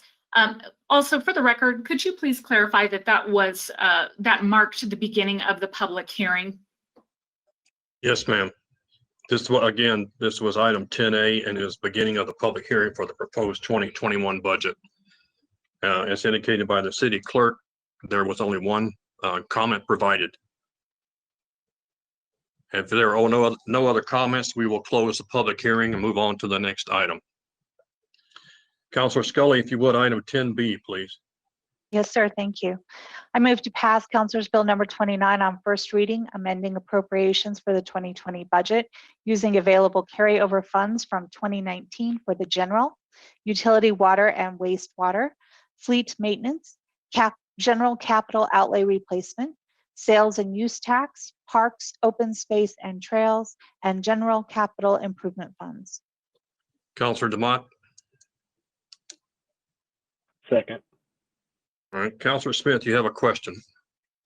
Yes, Mr. Mayor. And this is what I sent into staff yesterday, but I'd like it just to be read on the record or answered on the record, more or less. My question was for the city's learning management system and how it serves our city, because we're allotting about $20,000 to that. So if Mr. Tripp or one of your staff could answer that for me. I know it was answered here in the email very eloquently, but I'd just like it to be answered now. Councilor Smith, I'll ask the experts to answer this. I received the same answer you did. That would either be Chris Lindsay from our budget office or someone from information technologies. Go ahead, folks. Mr. Tripp, thank you. This is Assistant City Manager Chris Lindsay, and I'd be happy to read into the record the response that was already provided. The Learning Management System is a software module provided by NeoGov that is used to provide all city employees training and development opportunities to increase their skills and productivity.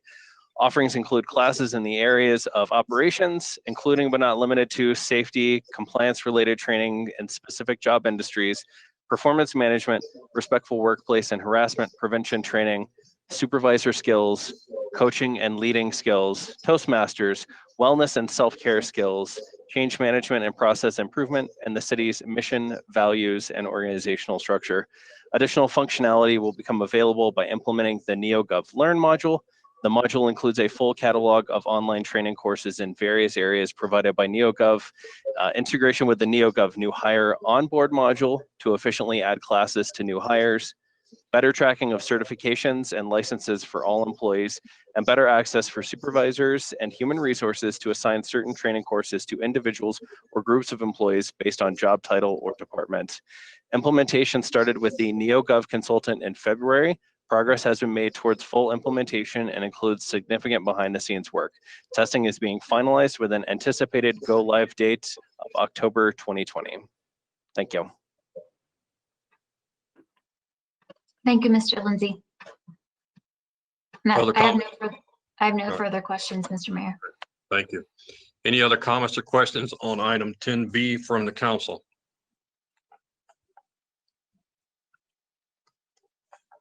I'm seeing none. Ms. Parker, it's a roll call vote, please. Councilor Demott. Yes. Demott votes yes. Mayor Pro Tem Seitz. Yes. Seitz votes yes. Councilor Seymour. Yes. Seymour votes yes. Councilor Scully. Yes. Scully votes yes. Councilor Smith. Yes. Smith votes yes. Councilor Bowles. Yes. Bowles votes yes. And Mayor Atchison. Yes. Atchison votes yes. Item 10B, Councilor's Bill number 29 passes on 7-0 reading. Moving on to the next item, item 10C. Mr. Demott, if you start with this, and remember this has 3 different parts to it, please. Thank you, Mayor. I move to approve a substantial amendment to the City of Westminster Community Development Block Grant 2019 Annual Action Plan to cancel the 7225 Bradburn Site Preparation Project. Councilor Seymour. Second. I have a motion and a second on item 10C1. Are there any comments from council? Mayor Pro Tem Seitz. Thank you, Mr. Mayor.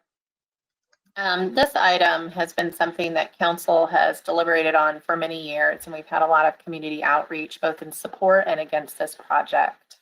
And given that this is such a dramatic change in staff recommendations for the highest and best use of this property, I would like to have staff give a brief explanation for those listening in so they can understand what's going on here and what public purpose is served by this change of direction.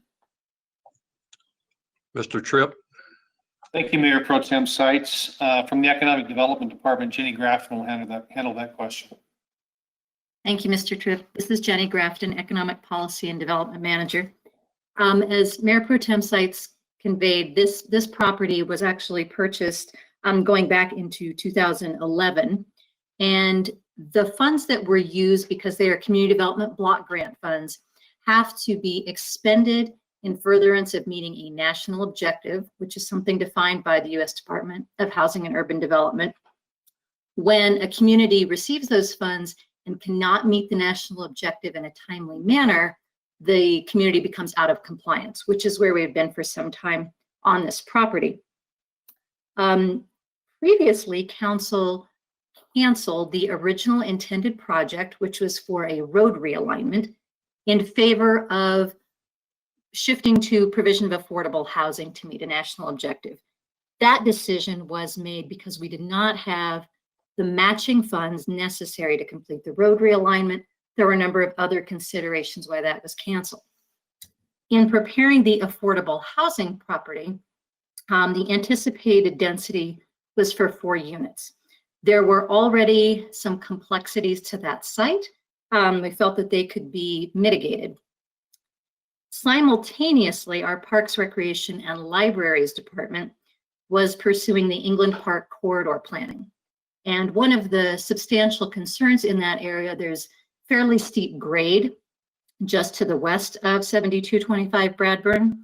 That has been the only access to the community garden located just to the west. And we did need to find a way to provide safe and secure access to that community asset. The original goal had been to acquire other property to make the connection through. The property just to the north side of 7225 Bradburn was considered a possibility. However, staff was not able to come to terms on acquiring that property, leaving 7225 Bradburn as the best alternative. So as we had not moved forward with the actual development of the affordable housing, we reevaluated the options for that site and determined that this was the most appropriate, larger community benefit to ensure the community access to the gardens. And if there are additional questions, I would like to call upon Chase Evans, our Real Estate and Development Administrator, and Nicole Ankeny, the Senior Landscape Architect. Ms. Seitz, does that answer your question? It does to some degree. You know, what was unique about this site, even though it was only 4 units, is that they were for sale property, which honestly is oftentimes considered home ownership, that pathway that allows you to either leave the cycle of poverty or to build some wealth for yourself and stability. And so there was a reason we were excited at 80% AMI. These homes were going to be in a similar price range to a lot of the other homes around, but I think could have been a model for the benefit of affordable for sale housing. That said, I think everybody recognizes that we all have multiple public purposes that we're trying to pursue as a city. And so, you know, mobility, geographical equity when it comes to park access, healthy food options. I personally love community gardens because I do believe they're, for our youth, a wonderful way to experience the lesson of delayed gratification. This is a wonderful purpose. It just feels, I even remember, I believe we received public input from the former community development director kind of requesting more this type of approach. So you know, I am frustrated because I am a champion of affordable housing to be changing direction, but I recognize, especially not having access, we can't have that stranded asset of the park. So I feel Ms. Grafton's done an adequate job explaining staff's recommendation and why the change. But I'm hopeful, I guess, if someone could answer this, and perhaps it's not appropriate to ask, but do we think we have lost Habitat Humanity as a partner, or is there an opportunity to partner with them somewhere else in the city? Sure, not at all, Mayor Pro Tem, and thank you for that opportunity to clarify. we have continued conversations with Habitat for Humanity for other locations within the city, actually sites where we think we will be able to provide more affordable for sale units. So certainly not an opportunity lost to work with such a wonderful organization and partner to deliver that to the community. Well, thank you for that. That is good news. Thank you. Thanks. Councilor Demott. Thank you, Mayor. And thank you, Mayor Pro Tem Sites, for giving staff that opportunity. I know that there are, I believe, only 4 of us on council when we voted on this. I think it was one of the first things that I did get to vote on once joining council in 2017. I, at that time, had said I liked the project and I didn't like the site. So I'm glad to hear that Habitat for Humanity, just like Mayor Pro Tem Sites stated, that they're going to continue to be a partner, because I would like to see us find a place for them in the city. I think they're a great organization, and I, like Mayor Pro Tem Sites, thinks for own affordable housing is a great purpose. And I know Habitat for Humanity does great work everywhere they're able to go. So I'm glad to hear we'll continue to partner with them. I also want to take a moment to thank staff for coming up with this plan. I think this is a great use for that property, and it was creative the way that you've come up with this. And so I'm very glad to be able to have something in front of us that I can support. Councilor Smith. Thank you, Mr. Mayor. And I too want to echo what my fellow councilors have said. And the reason that I will be voting yes on this is because of the vision of this neighborhood and the need for the greater bicycle, pedestrian, vehicular access and the parking for the adjacent community garden. I think this is important for our community, and I really commend staff for really listening to feedback from our community and taking this forward. So I will be a yes vote on this tonight. So thank you. Other comments from council?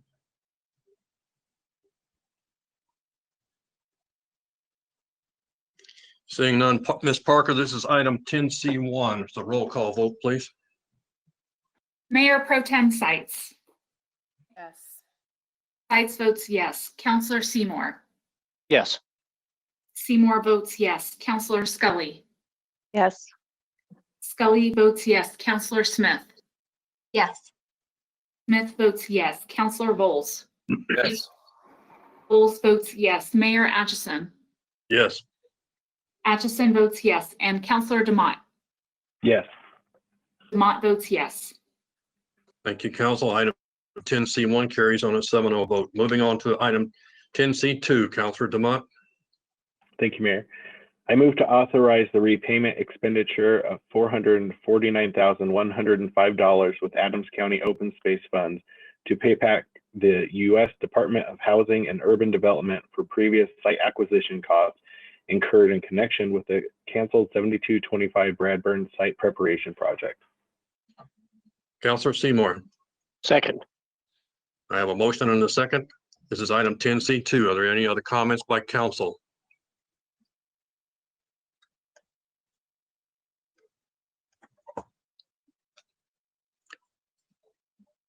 Seeing no other comments, Ms. Parker, this is item 10C2. It's a roll call vote, please. Councilor Seymour. Yes. Seymour votes yes. Councilor Scully. Yes. Scully votes yes. Councilor Smith. Yes. Smith votes yes. Councilor Bowles. Yes. Bowles votes yes. Mayor Atchison. Yes. Atchison votes yes. Councilor Demott. Yes. Demott votes yes. And Mayor Pro Tem Sites. Yes. Sites votes yes. Thank you, council. Item 10C2 carries on a 7-0 vote. Moving on to item 10C3. Councilor Demott, if you would again. Thank you, Mayor. I move to pass Councilor Bill number 30 on first reading, providing a supplemental appropriation of funds to the 2020 budget from the Community Development Block Grant Fund. Councilor Seymour. Second. I have a motion and a second for Councilor's Bill number 30. Is there any comments or questions from council?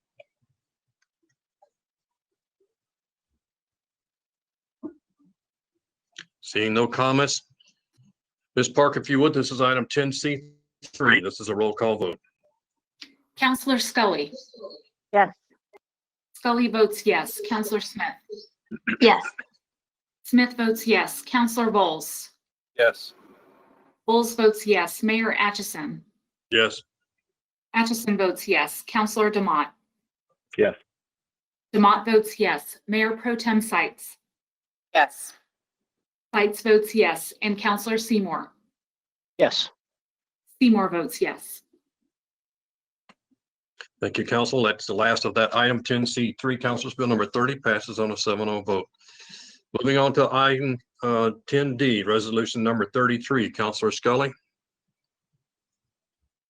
Thank you, Mr. Mayor. I move to adopt resolution number 33, approving the City of Westminster as a B City USA affiliate.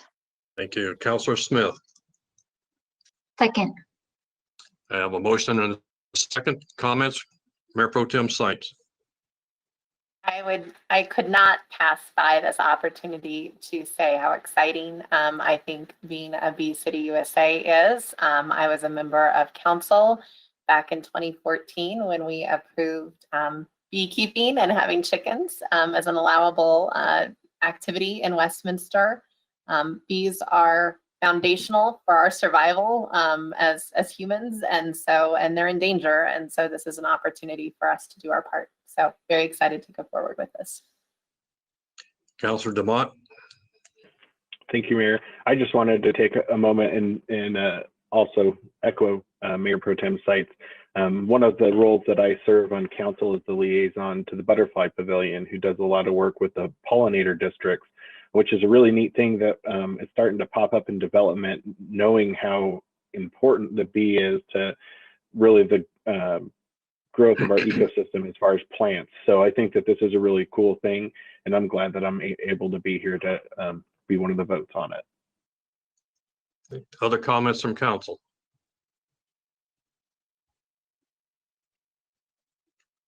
Seeing no other comments. Ms. Parker, this is the resolution number 33. If you would, please, the roll call vote. Counselor Smith. Yes. Smith votes yes. Counselor Bowles. Yes. Bowles votes yes. Mayor Atchison. Yes. Atchison votes yes. Counselor Demott. Yes. Demott votes yes. Counselor Sights. Yes. Sights votes yes. Counselor Seymour. Yes. Seymour votes yes. And Counselor Scully. Yes. Scully votes yes. Thank you, council. That's resolution number 33 passes on a 7-0 vote. Moving on to item 10E. This is resolution number 34. Councilor Scully. Thank you, Mr. Mayor. I move to adopt resolution number 34, designating October 10th, 2020 as World Migratory Bird Day in the City of Westminster. Thank you. Councilor Smith. Second. I have a motion and a second for the adoption of resolution number 34. Comments from council. Mayor Pro Tem Sights. Thank you, Mr. Mayor. I have to say again, I'm delighted that we are designating October 10th as World Migratory Bird Day in Westminster.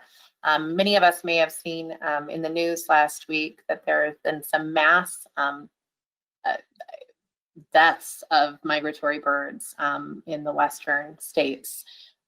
Here in Westminster, we've done a lot to support our bird population, whether it was the design of Legacy Ridge or if it was the Walnut Creek Golf Preserve, which is, I believe, the only Audubon certified golf preserve in the state of Colorado. We really are trying to support these populations, but I think this brings attention. This is kind of a indicator species for the health of our environment. And when we see these migratory birds die en masse, we know something's wrong. So I'm glad to draw attention to this tonight. Okay. Councilor Smith. Thank you, Mr. Mayor. This is also a question I had wrote into staff about regarding the World Migration Bird Day, because I wanted to make sure that our city was following some of the guidelines that we were given about this day, such as light pollution and the use of pesticides. And I wanted to ensure that the city was following this in order for me to make sure that that I could get behind it if we were following it. So if Mr. Tripp, if I could have you or one of your staff members just put on the record for me and for those listening what the response was, I'd appreciate it. Mr. Gink, your staff prepared a really good response to Councilor Smith's questions concerning our use of pesticides and how we manage the open space program. Would you mind reading that into the record, please? Yeah, certainly. And thank you, Councilor Smith and Mr. Tripp. I appreciate the opportunity to respond and the process the process that staff needed to go through to comply with the expectations of this designation were pretty significant. And the open space division and staff's efforts are not to bring light to areas in open space and actually keep light pollution at a bare minimum in areas across our ecosystem throughout Westminster. Staff also implements citywide integrated pest management practices to make sure we're utilizing the very best and safe practices when it comes to not just this particular recognition, but really in everything that we do to maintain the city. Beyond that, we used other practices such as the Stanley Lake goats to help us keep invasive weeds, noxious weeds at a minimum in Westminster, along as other very healthy practices for the community. But again, most importantly, the process that staff needed to go through for compliance on this particular day was pretty significant. And yes, we are meeting those expectations. Thank you. Thank you for that answer. I really appreciate it. Other comments from council on item 10E? And Mr. Gink, I appreciate the fact that you're using the goats, though it makes it a lot easier for the kids to find the eggs left by the Stanley Lake monster. If there are no other questions or comments on 10E, we will move on to a roll call vote. Ms. Parker. Thank you, Mr. Mayor. Councilor Bowles. Yes. Bowles votes yes. Mayor Atchison. Yes. Atchison votes yes. Councilor DeMott. Yes. DeMott votes yes. Mayor Pro Tem Sites. Yes. Sites votes yes. Councilor Seymour. Yes. Seymour votes yes. Councilor Scully. Yes. Scully votes yes. And Councilor Smith. Yes. Smith votes yes. Thank you, council. Item 10E carries on a 7-0 vote. Moving on to the next item. This is 10F, resolution number 35, Mayor Pro Tem Sites. Thank you, Mr. Mayor. I move to adopt resolution number 35, authorizing the city manager to execute a purchase and sale agreement with Community Resources and Housing Development Corporation for the sale of 3 city-owned parcels located at the southwest corner of West 73rd Avenue and Lowell Boulevard for $1 in order to develop an affordable senior housing project. I have a motion for item 10F, resolution number 35. Do I have a second on the motion? If not, I will second the motion. I have a motion and a second. Is there any discussion by members of the council? Mayor, if you wouldn't mind, we have a short presentation available to queue this up and to help the public understand some details around this project. Would you mind if I called Jenny Grafton up to make a short presentation? Go ahead. Thank you. Thank you, Mr. Tripp, and thank you, Mayor and members of council. Chase Evans and I will be offering a brief presentation on this item tonight. But first, I want to acknowledge the outstanding teamwork from staff and our partners at Community Resources and Housing Development Corporation to get us to this point on the property. Arturo Alvarado, the Executive Director of CRHDC, is with us this evening and would like to say a few words when we conclude this presentation. I recognize some of you may be viewing this on smaller screens, and I will be happy to pause on the slides if there's anything that you cannot read comfortably. Next slide. So I'm going to briefly walk through the acquisition process for these 3 parcels.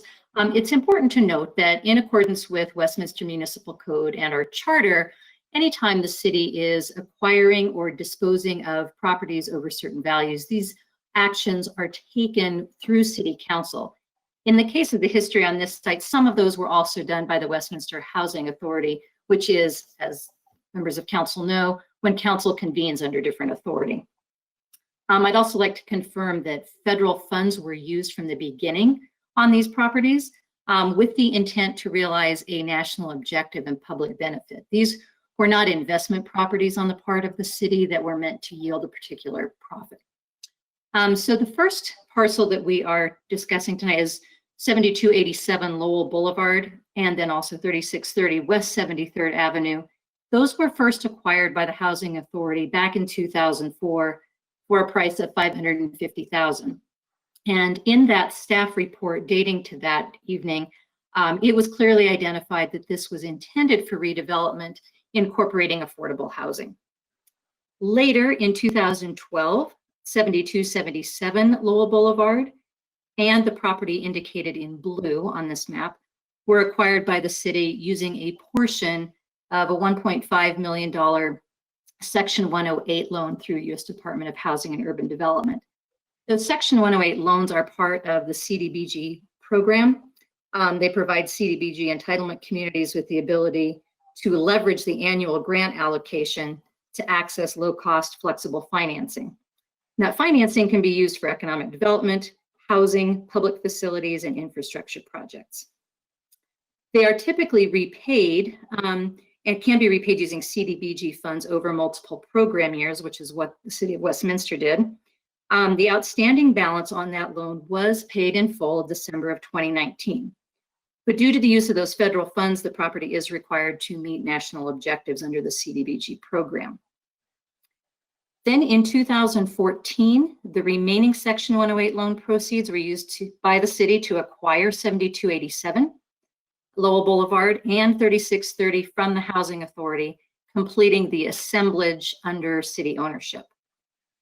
Staff is happy to provide copies of those staff reports that go back to those acquisitions should council wish to review them in greater detail. They predate our current system, so it is a bit more difficult to pull them up, but we'd be happy to provide that if there are more detailed questions. Important to note that until 2016, the city worked to redevelop the site and entered into development agreements with 2 separate development groups. Both of those were terminated, not being financially viable for the developers. And after the last development agreement terminated in 2016, the city was put on notice that it had failed to meet a national objective and that we were out of compliance with HUD. Next slide. The site itself has some mitigating factors that make it more challenging to develop. Perhaps the most significant in terms of what council has heard comments on are the additional environmental aspects. So there is a coordination and a cost element associated anytime a brownfield site is being remediated. And I want to take just a moment here because even though this is very technical, we want to be clear that the appropriate steps have been followed. And these steps are unique and specific just to this site. So the picture that you're seeing on the screen here demonstrates a benzene plume.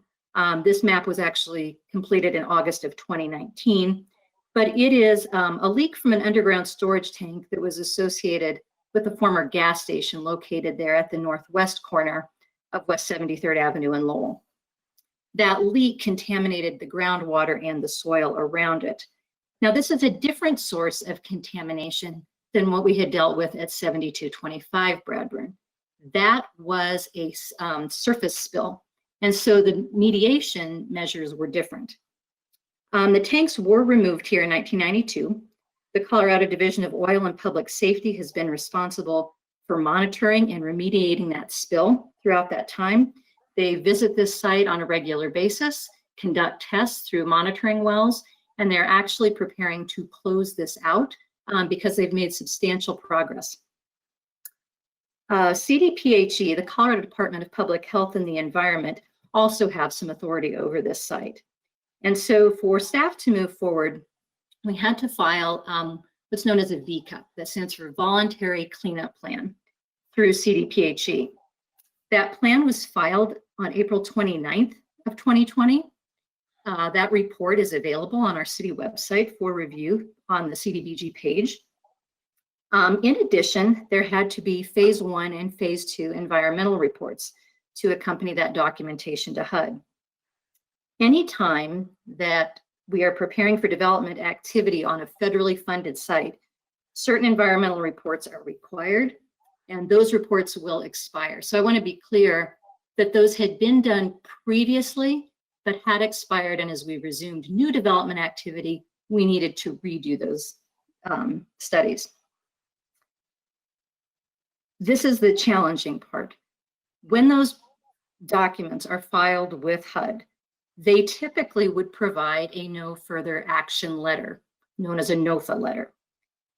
In this particular case, they could not provide a NOFA because part of the remediation involved installing a vapor barrier when new construction is undertaken. Typically, HUD policy requires that NOFA be in place before they will release funds or allow demolition of the existing structure. So for some time, we have been going through the motions with our regional HUD staff.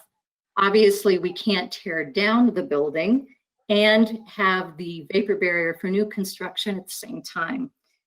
Finally, we achieved agreement on an interim step, which was filing the VCUP with our HUD office, as well as site plans that are related specifically to how noise attenuation is dealt with.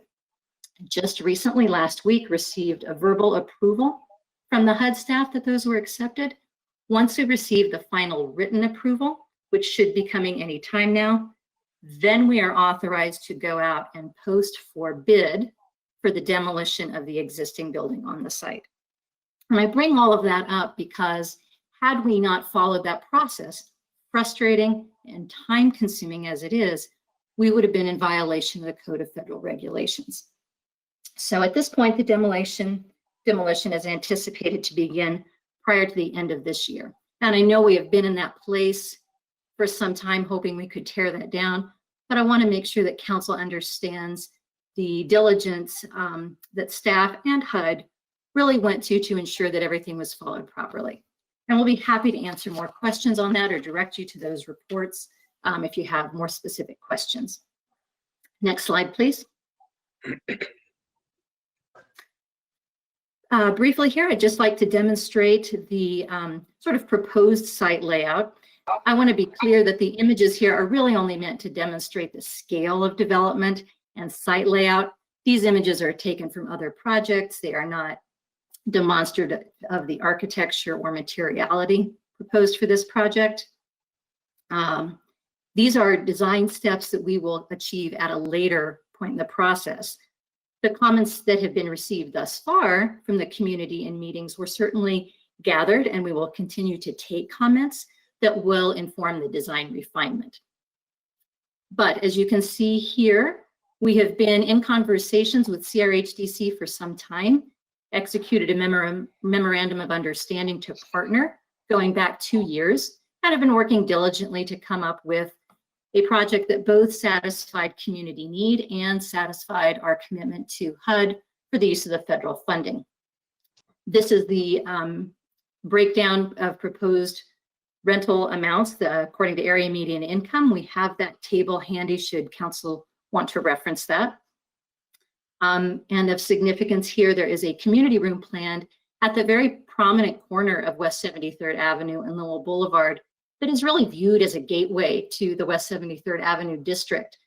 So there is sensitivity to the importance and the architectural prominence that needs to be demonstrated here. With that, I'm going to turn the next part of the presentation over to Chase Evans, Real Estate and Development Administrator. Thank you, Jenny. Next slide, please. So I'd like to take just a moment and talk through the estimated sources and uses of funds for this project. This table that you see here, or the sources and uses table, is an excerpt from the pro forma that city staff have reviewed specifically for this project. I'm not going to go through every single line item, but I do want to just point out a few specific items. So first and probably most significant is if you look at towards the bottom of the table, you'll see that there is a gap of just about over $300,000. This gap is a result really of the functions of the sources and uses, whereby the uses of funds is about $6.4 million, and then the sources of funds is about $6.1 million. Looking at the sources of funds on the left-hand side, I want to point out a few things, and particularly you'll see on the second and third lines, NSP2 and NSP1 and 3 Adams County. Those are both NSP programs, so that's the Neighborhood Stabilization Program, and that's a federal program or federal dollars that are being pledged and brought into this project. So that's over $3 million that represent almost half of the source of funds for this project. In addition, the Adams Home, the fifth line item on the left side, just under $300,000. That is, again, Home is a federal program and this is being provided through, or is administered through Adams County. So that's another $300,000. So in total, about $3.3 million of this project is being funded through sources of funds from the federal government. Obviously, there's a rather large bucket that's the first mortgage, $2 million, and then really the last kind of bucket that goes into the source of these funds represents some CDBG funds that the city is planning to contribute to the project, as well as some restricted Westminster Housing Authority funds, which I'll go through those in a little more detail on the following slide. Just to cap off this slide, just real quickly on the uses funds, I want to make sure that it's clear that the gap of $300,000 already assumes that the land acquisition or the sale price is $1. This is something that's regularly done, and it's common practice to sell land for the purposes of affordable housing at a reduced price in order to bring the gap to a reasonable or a manageable level. It is worth noting, though, that you'll see on the third line, building permit fees, $190,000. These are the city's standard development and permit review fees that the city expects to receive from this project. So although there is still a gap of about $300,000, the developer or CRHDC is expecting to close that gap through increased efficiencies, possibly reductions to reserve, and if necessary, a reduction or deferral of the developer fee. Just again, to be clear that CRHDC does not intend to request rebates of the city's standard development fees. Next slide, please. So with any kind of project like this, we always want to take a look at a cost-benefit analysis, or said in another way, what does the city gain if the project moves forward compared to what does the city need to give to allow this project to move forward? So as far as the benefits side of the equation goes, first and foremost, this project meets a HUD national objective and brings the property into compliance. As Jenny mentioned, it's been out of compliance for a number of years, so it's something that we certainly want to bring back into compliance. Additionally, by bringing the property back into compliance and completing a project that meets a HUD national objective, this will actually prevent the city from having to repay approximately $1.6 million of federal funds if we were to defederalize the property. Also, this project, as Jenny mentioned, has 17 units of affordable senior housing that'll be owned and operated by a local nonprofit. I believe Jenny may have mentioned, but the CRHDC, the nonprofit developer for this project, when we say local, they're literally located across the street from this property. They are at the northwest corner of West 73rd and Lowell. So definitely a neighborhood partner that we are happy to be working with. Also, that this project will help and will allow us to clean up the site that has known environmental issues, as well as demolish the vacant vehicle service center. As I mentioned on the previous slide, this project leverages over $3 million in NSP funds and additional $300,000 in home funds. And the city can expect to receive an estimate of about $190,000 for building permit fees and taxes. On the flip side, what does the city have to do in order to receive these benefits? As I mentioned, a land sale price of $1 to bring that gap down to a manageable level for CRHDC. Tap fee credits that were previously purchased with CDBG funds for purposes such as this project would be applied to the project. $200,000 of CDBG funds for sidewalk and streetscape improvements would be provided to this project. And lastly, the Westminster Housing Authority would contribute $425,000 that has been held in reserve for the development of affordable housing in this area.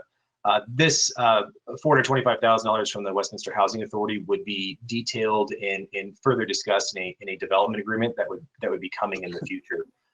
Next slide, please. So this last slide that we'll be going through, just really want to give point out a few key items as it relates specifically to the purchase and sale agreement, which is why we're here this evening to seek approval for the purchase and sale agreement. The first point is that this purchase and sale agreement is really the first step, or a step, I should say, in a still long process. Once this purchase and sale agreement is executed, the land is simply under contract. We will not close for a considerable amount of time. But the benefit of having the property under contract is that it allows CRHDC to secure financing commitments as well as continue to conduct due diligence and their planning process, which is needed in order to keep this project moving forward. As detailed in the purchase and sale agreement, there are several conditions of closing. The first of which is that the property must go through the city's standard public process as it relates to rezoning. So this will require a planning commission hearing, as well as following that, a city council meeting to seek approval for the rezoning of this property. CRHDC must also complete and the city must approve an official development plan. That's, as Jenny mentioned, we'll be getting into more of the design elements through the ODP. Also, the development agreement, a development agreement and a repurchase option and post-closing agreement will have to be agreed upon between the city and CRHDC and then later approved by City Council. So there are still several steps that we will be coming back to either City Council or Planning Commission as we continue through this development review process. And then lastly, the last condition of closing is that the city must demolish the existing buildings at 3630 West 73rd and 7287 Lowell Boulevard. Those are the two northernmost sites at the southwest corner of 73rd and Lowell. Only after all of these conditions have been completely satisfied can the transaction close. The purchase and sale agreement provides for 270 days to allow these actions to take place. So like I said, there's still a fair amount of time because there's still a fair amount of steps and processes that still have to take place. If in the event that any of these conditions of closing either are not or cannot be met, then the transaction will not be completed. The property, the closing will not occur, and the purchase and sale agreement will be terminated, which results in the city maintaining ownership of the property. And just one last point, just to clarify and make sure that this is clear, is that the HUD regulations that apply to the property are not considerate of ownership. So if the city were to transfer this property, the $1.6 million, the federal funds or the encumbrances on the site remain unless the $1.6 million of federal funds are repaid, whether that's by the city or by a future buyer. That is the only way of removing the HUD or the requirement, I should say, to meet a national objective. So if these funds were to be repaid by the city, they would have to come from a non-federal source. So we could not use our annual CDBG allocation. We would have to use something like the city's general fund or other similar source of funds to pay that back. Before we open it up for questions, I'd just like to turn it over real quick to Mr. Alvarado, the Executive Director of CRHDC. He'd like to say a few words about the project. Good evening. Can you hear me? Yes, go ahead, Arturo. Thank you. Thank you for the opportunity to address the council regarding the purchase sale agreement with the city of Westminster for the property located at 73rd and Lowell. CRHDC has called the city of Westminster and specifically the Harris Park community home for the past 26 years. CRHDC is a nonprofit 501c3 dedicated to development and providing pathways to home and asset building opportunities. CRHDC owns and develops multifamily properties throughout the state of Colorado. And CRHDC manages and owns 5 properties intended to provide housing for seniors. Our office building, as Chase mentioned, is directly across the street from the city property in question here. The Gateway Plaza building we own and we out of. That's our main office throughout the state of Colorado. As a member of the community, the development of the property across from our building is important for a number of reasons. But the property and abandoned buildings are an eyesore. They attract unwanted activity on the property, including rodents and vermin. The property should be put it to better use, and our hope is that development would spur economic activity in the community. And as mentioned, CHDC has heard that the development would commence for the past 12 plus years, hearing that the area would eventually be home to multifamily housing. That hasn't happened, and we, like many other community members, look at the parcels and buildings every day. CHDC has had the opportunity to engage and direct discussions with the city. A few years ago, we entered into an MOU to discuss the development of housing. Through discussion, a unique opportunity has presented itself to use the land as intended for by the city to be home for future residents. With close access to public transportation, the MAC, parks, and other opportunity, CHDC, working with the city staff and Adams County staff, has pulled together various time-sensitive funding sources for development. And working together, we have outlined a path forward towards development. The purchase, as Chase mentioned, the purchase sales agreement is only one step to help us move forward towards development. It is an important step to gain site control to attract additional permanent financing for the development of housing on the property. Working through our performance analysis, as you saw, there is a financing gap. CHDC will need to acquire permanent financing debt to be able to make the development a reality.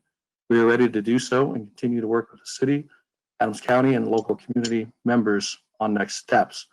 We have also worked closely with the city staff regarding the HUD environmental review process, which was mentioned by Jenny, and the basic design of the future development, and have included local community member input into the process.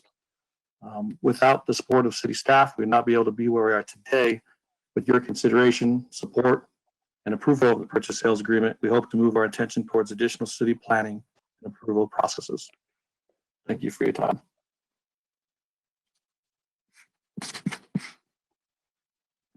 You have anything else, Ms. Grafton? No, thank you, Mayor. I do not. We are happy to answer any questions, however, that council has on this item. Yeah, I have a number of people in the queue. Mayor Pro Tem Sykes. Actually, that was from earlier when I was just planning on asking if there was a report on this item. I'll defer my questions till later. Councilor Seymour. Thank you, Mr. Mayor. I had a question on if the funding, if this is not used to meet the HUD mandates on this property and the money was repaid, would that money, similar to 7225 Bradburn, come back as credits to the city? It would be returned to the city's line of credit. So we would need to use a non-federal source, is the way that the regs read. That's typically a general fund. Doesn't mean it's the only source as long as it's non-federal, and then those are returned. However, every time we have had these conversations with our HUD representatives, they do caution us that there is real risk for any entitlement community that returns funds on multiple occasions, that could send a signal that we may not receive the same funds in the future. Thank you. You're welcome. No other questions, Mr. Mayor. All right, thank you. Councilor Demott. Thank you, Mayor. Councilor Seymour asked one of my questions, but I have a handful of other questions. So there was a comment during public comment tonight about a staff member saying that this wouldn't spur, basic economic revitalization of that area. Can you respond to that? I heard that the developer slash potential property owner said that he thought it would. I'm just curious to get some input on that, and then I have a couple other questions. Sure, Councilor DeMont, I'll try to answer that. I believe the comment was that it came from planning staff. It was not a conversation that I overheard, so I can't speak directly to the conversation.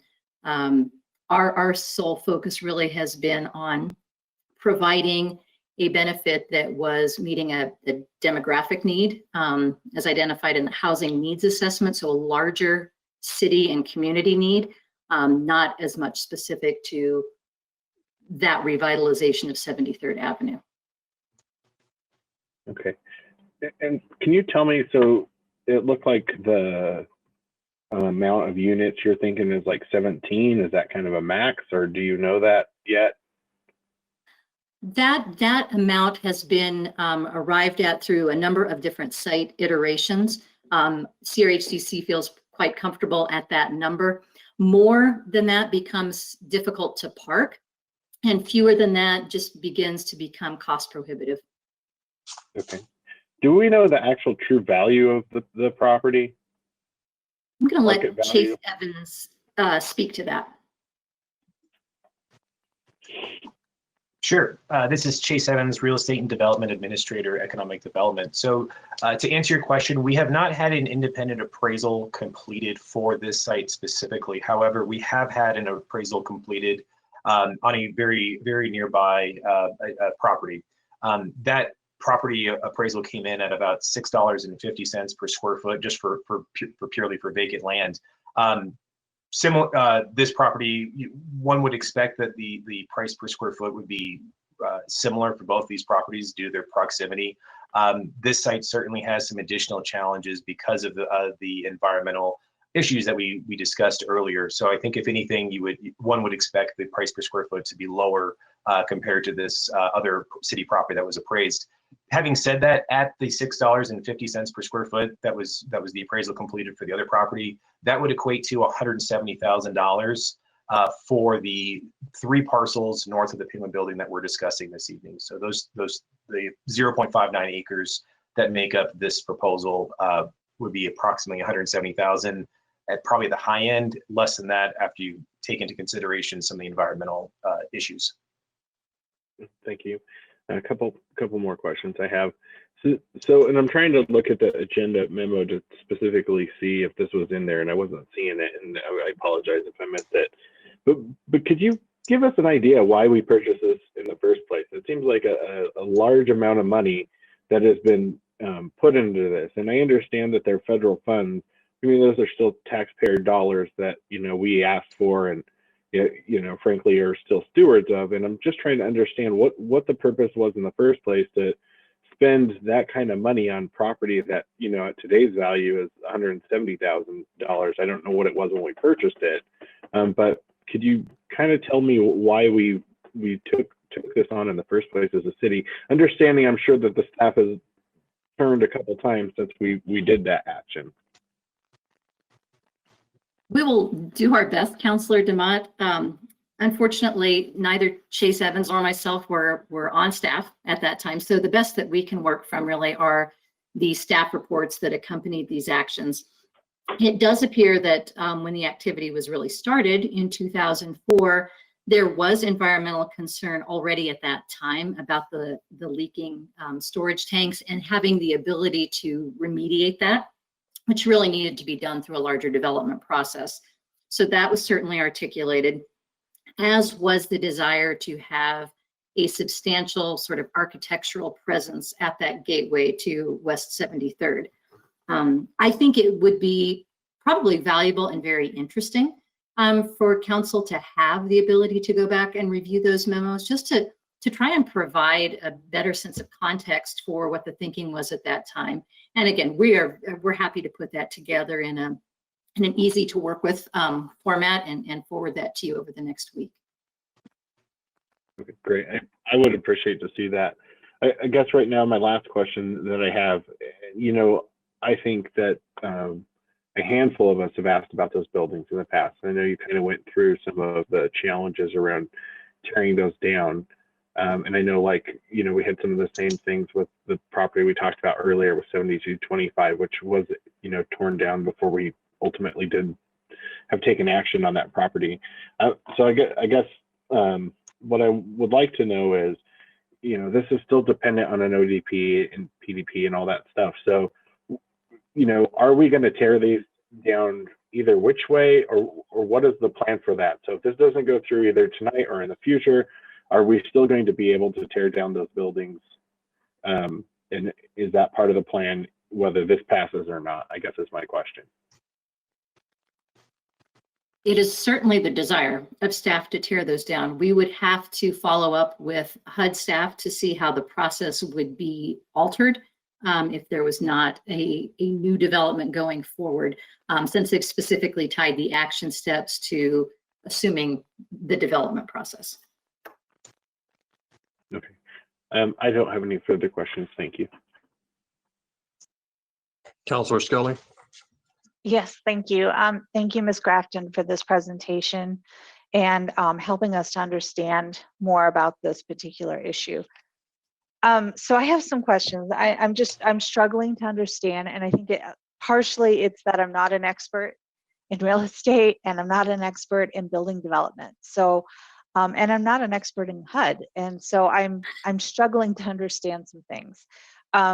So one is I'm trying to understand the contamination. I hesitate. I love the idea of affordable housing. This is a passion of mine. I believe in affordable housing. I want us to do more projects that are affordable housing based. But I look at it's 17 units. The land is contaminated, and I'm worried about the families, or not the families, but the seniors that we're going to put into these units and their possible impact from this contamination. And I understand that possibly we have done some work to clean it up, but I'm just concerned because I know that personally, if I were buying my own home, it would be the first thing I'd check. And I would make sure that my house wasn't built on a place that had been contaminated. So can you help me understand how we are working to solve that situation, or have worked to solve that situation, and what the developer actually thinks about that? Sure. I think this would be a good opportunity after I speak for a moment to let Mr. Alvarado respond as well. But I think it's important to understand when dealing with the federal government and HUD funds, there is an abundance of regulations. And although they can be really cumbersome for us at this level, they are absolutely put in place for the protection of residents. So in all reality, a project that is going through HUD compliance and HUD environmental review standards is a much higher level of scrutiny than you would typically have in private development. That said, there's also the state levels of approval that are involved here, CDPHE and the Division of Oil and Gas. They have their own sets of regulations and their own particular language. And so while we hear the message that Mr. Shea read earlier, which was a direct quote from the CDPHE report, as well, that doesn't sound like a real enthusiastic endorsement. That is simply the standard language that is used when CDPHE determines that there is not a risk posed. Now, they're never going to give an absolute, but they do review very closely what the cleanup plan is and what the provisions are that they've prescribed. So in this particular case, the source of the contamination is the groundwater. Now the site, the project itself, will be served by municipal water. So there's no use of that groundwater in the project itself. However, of course, that impacts the surrounding soil. And so at such time as the site is excavated, there would be soil remediation done. And just as an additional safeguard, a vapor barrier is installed around the foundation, which is actually fairly common practice in many homes nowadays, wasn't always. And that vapor barrier is just an extra level of protection. It has to be tested independently by CDPHE to verify its effectiveness. So there are a number of safeguards throughout the process. And I hope that's helped somewhat. But again, these are environmental reports that we specifically have posted for public review, because we do want to ensure that the city is being transparent and that the developer has all of the information to share as well. But I will turn that over to Mr. Alvarado if he has anything else he'd like to add, because he's been through a number of HUD development projects. Thanks, Jenny. I agree with everything you say there. And all I'd add to that is it's a very sensitive issue to us. We have multiple, we build multiple housing units across the state that we're, very sensitive to the communities, being a partner in the communities, but also our architects have also taken part in our discussions with HUD and with the city staff to do everything we can to make sure that the site will be cleaned up and ready to develop on. We also plan to hire some environmental engineering firm. Casey Resources has a long history of development of similar environmental sensitive sites, including a number of sites that are similar to ours that eventually has housing developed on it. And so there's a number of different sites across the state of Colorado that they've worked on. And that's our plan of attack there, to try to mitigate and make people feel as comfortable as they can. Would you notify the people who are purchasing these units or renting these units? Would you notify them of the soil contamination that will be left? So, you know, we are still working through that with HUD to see what the final recommendations are in the city. But, you know, we have to take into consideration, once that is all said and done, what we can and will share. You know, it's not our plan not to share, but I don't know what that would look like at this point in time. So we'd have to look at our rental agreements and whatnot and what we're able to share. Okay. Can we see the slide of the picture of the map area of where it is? Sure, I'll ask Mr. Williams to bring that back up. There you go.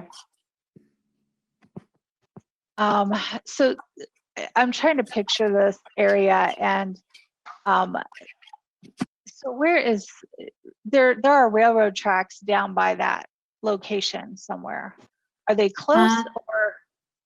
From this location, they're about 1.5 blocks to the south, and then they run diagonally to the northwest.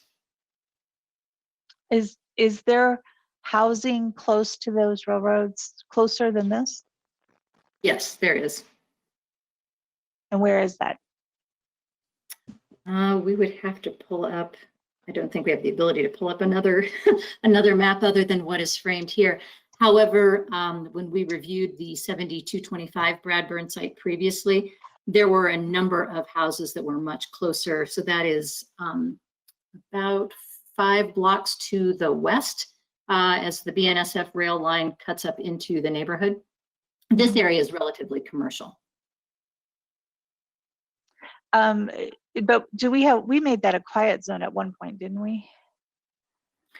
It has been presented as a quiet zone. My understanding, and we would need to ask our transportation staff to provide an update, is that project has been delayed somewhat. One of the requirements that HUD imposed on us was that the site had to be calibrated for the noise regardless of whether or not the quiet zone was ever built. And so that has been. It is one of the reasons we've actually had a longer review period with HUD to get to this point, is that we had to demonstrate where the massing of the buildings would be and the layout of the site so that sound readings could be calibrated. So it has been evaluated for noise and meets the criteria. Councilor Scully, in regards to your question about the quiet zone, those are part of a group of work orders that we have in with Burlington Northern, which we are waiting on them to perform the work. There are approximately 4 areas in that part of the city down there that are all part of a quiet zone update that we did through the Federal Rail Authority. We are only waiting for Burlington Northern to get us in the queue to do the construction. And we've been there for quite a while, but my last conversation with Burlington Northern was we're probably at least another year out before it hits their construction schedule. When would this development be completed, Ms. Grafton? I'm sorry, when would it be completed? Was that the question, Councilor Scully? Yes. Actually, I want to ask Mr. Alvarado to provide an update since it's contingent upon some other things. However, as I said, the noise readings are based on if the quiet zones did not happen. So it's already designed for the present situation. Oh, I see. Okay. And you said there were public hearings and we are gathering the information from those public hearings? Correct. Staff has taken notes and there will still be additional public meeting associated with the rezoning application. Do you think we'll be able to get that report soon? I have a hard time putting this through without actually hearing what the public thinks about this particular development. Sure. So just to clarify sort of and I think Chase did a good job of going through this, but I'll reiterate it. It is common in any real estate transaction that the property needs to be under contract for the developer to invest additional funds and to go out and secure the financing. So that's really the piece that we're talking about tonight.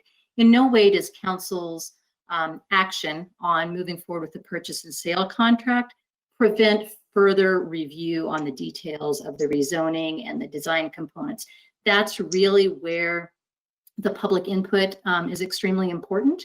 And so our planner assigned to this project, Nathan Lawrence, was taking good records at that previous meeting, and that input will factor into the site development and the site design. So that will be spoken to in more detail at that rezoning PDP phase, when the proposal is to take this from C1 commercial zoning to a PUD that really gets into specific design components.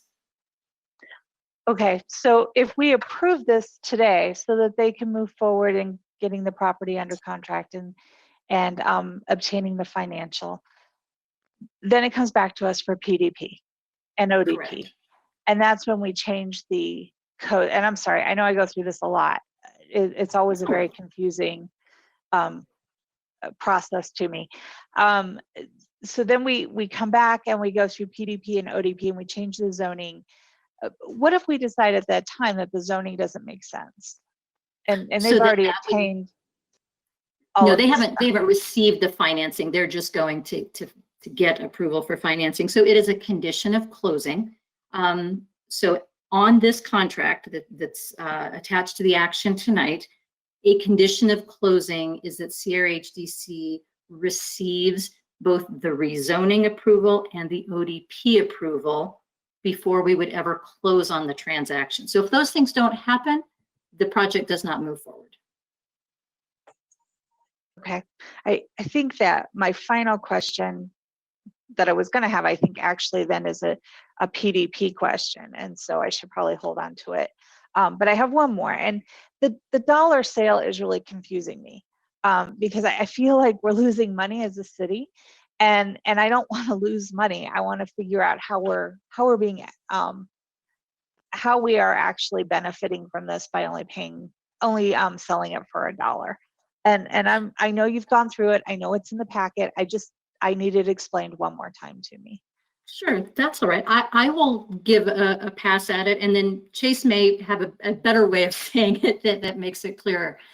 So keep in mind that these were federal funds granted from the beginning with this federal funding expectation that you are achieving a public benefit, a national objective, and different than if we had gone and purchased the site with general fund. And so this is not really money out of the general fund coffers being lost. This is simply achieving the intent that was always stated for the property, which was to further affordable housing development. So in many, many communities, they will use CDBG funds to go out and acquire sites and put them into an affordable housing development deal. That happens regularly. It's not as clear cut in this case because of the period of time over which these transactions and different development proposals have come and gone. Does that help a little bit? And if not, I'll let Chase expand on that further. I think I want to hear Chase expand on it. No problem. I'm just still struggling with it. Sure, I'd be happy to add a little more information to this. So I think there's really two other points that are key to this. As Jenny mentioned, these were federal funds that the city used to acquire this site. One thing that's I think really key to remember is that if this project does not move forward, or if really I should even be on this project, but if this property cannot be used to meet a HUD national objective, then the only path forward, similar to what we just went through for 7225 Bradburn, would be to repay the funds that were used for this site. So on one hand, yes, selling the property for $1 does not generate a lot of revenue for the city. However, it does prevent the city from having to pay $1.6 million to basically clean up and satisfy or remove this obligation with the federal government. On the other side, as I mentioned, the overall land value for the vacant land of these properties is not significant, and in fact, the estimated development fees that the city expects to receive from this project actually exceed likely exceed what the value of the underlying land is. So while we're not necessarily getting land sale proceeds in order to make the gap manageable for CRHTC to continue to close that gap, the city would be receiving revenue, which currently is estimated around $190,000. And that would be funds that would go to our general fund and are not restricted in any way. So I would say, just to summarize, it's really avoiding a large $1.6 million expense, as well as revenue in the form of development fees and taxes. Okay, that actually makes sense to me. All right, thank you so much. Mayor Pro Tem Sites. You're up. Thank you, Mr. Mayor. I did notice that there was a request from one of my colleagues for a bio break in the chat line, as I have quite a few questions and I can contemplate that this conversation might go on. Should we honor that request now? Do we want to wait? I have 3 others in the queue. Are the rest of you okay if we take a short break at this point? Okay. Mr. Tripp and staff, Mr. Alvarado, if you guys would, we've been out this since about 6:30, and there's a couple of people who are asking for a short bio break. By my clock, it's 9:21. We will recess until 9:30. Council, please be back. That's 9 minutes, so please be back on time. We are in recess till 9:30.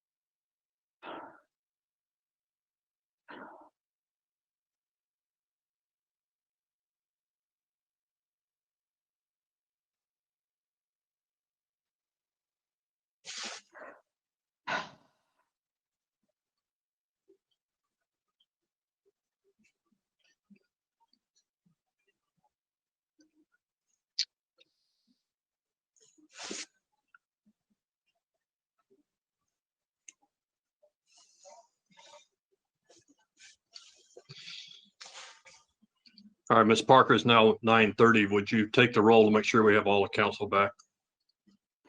Mayor Atchison, Here.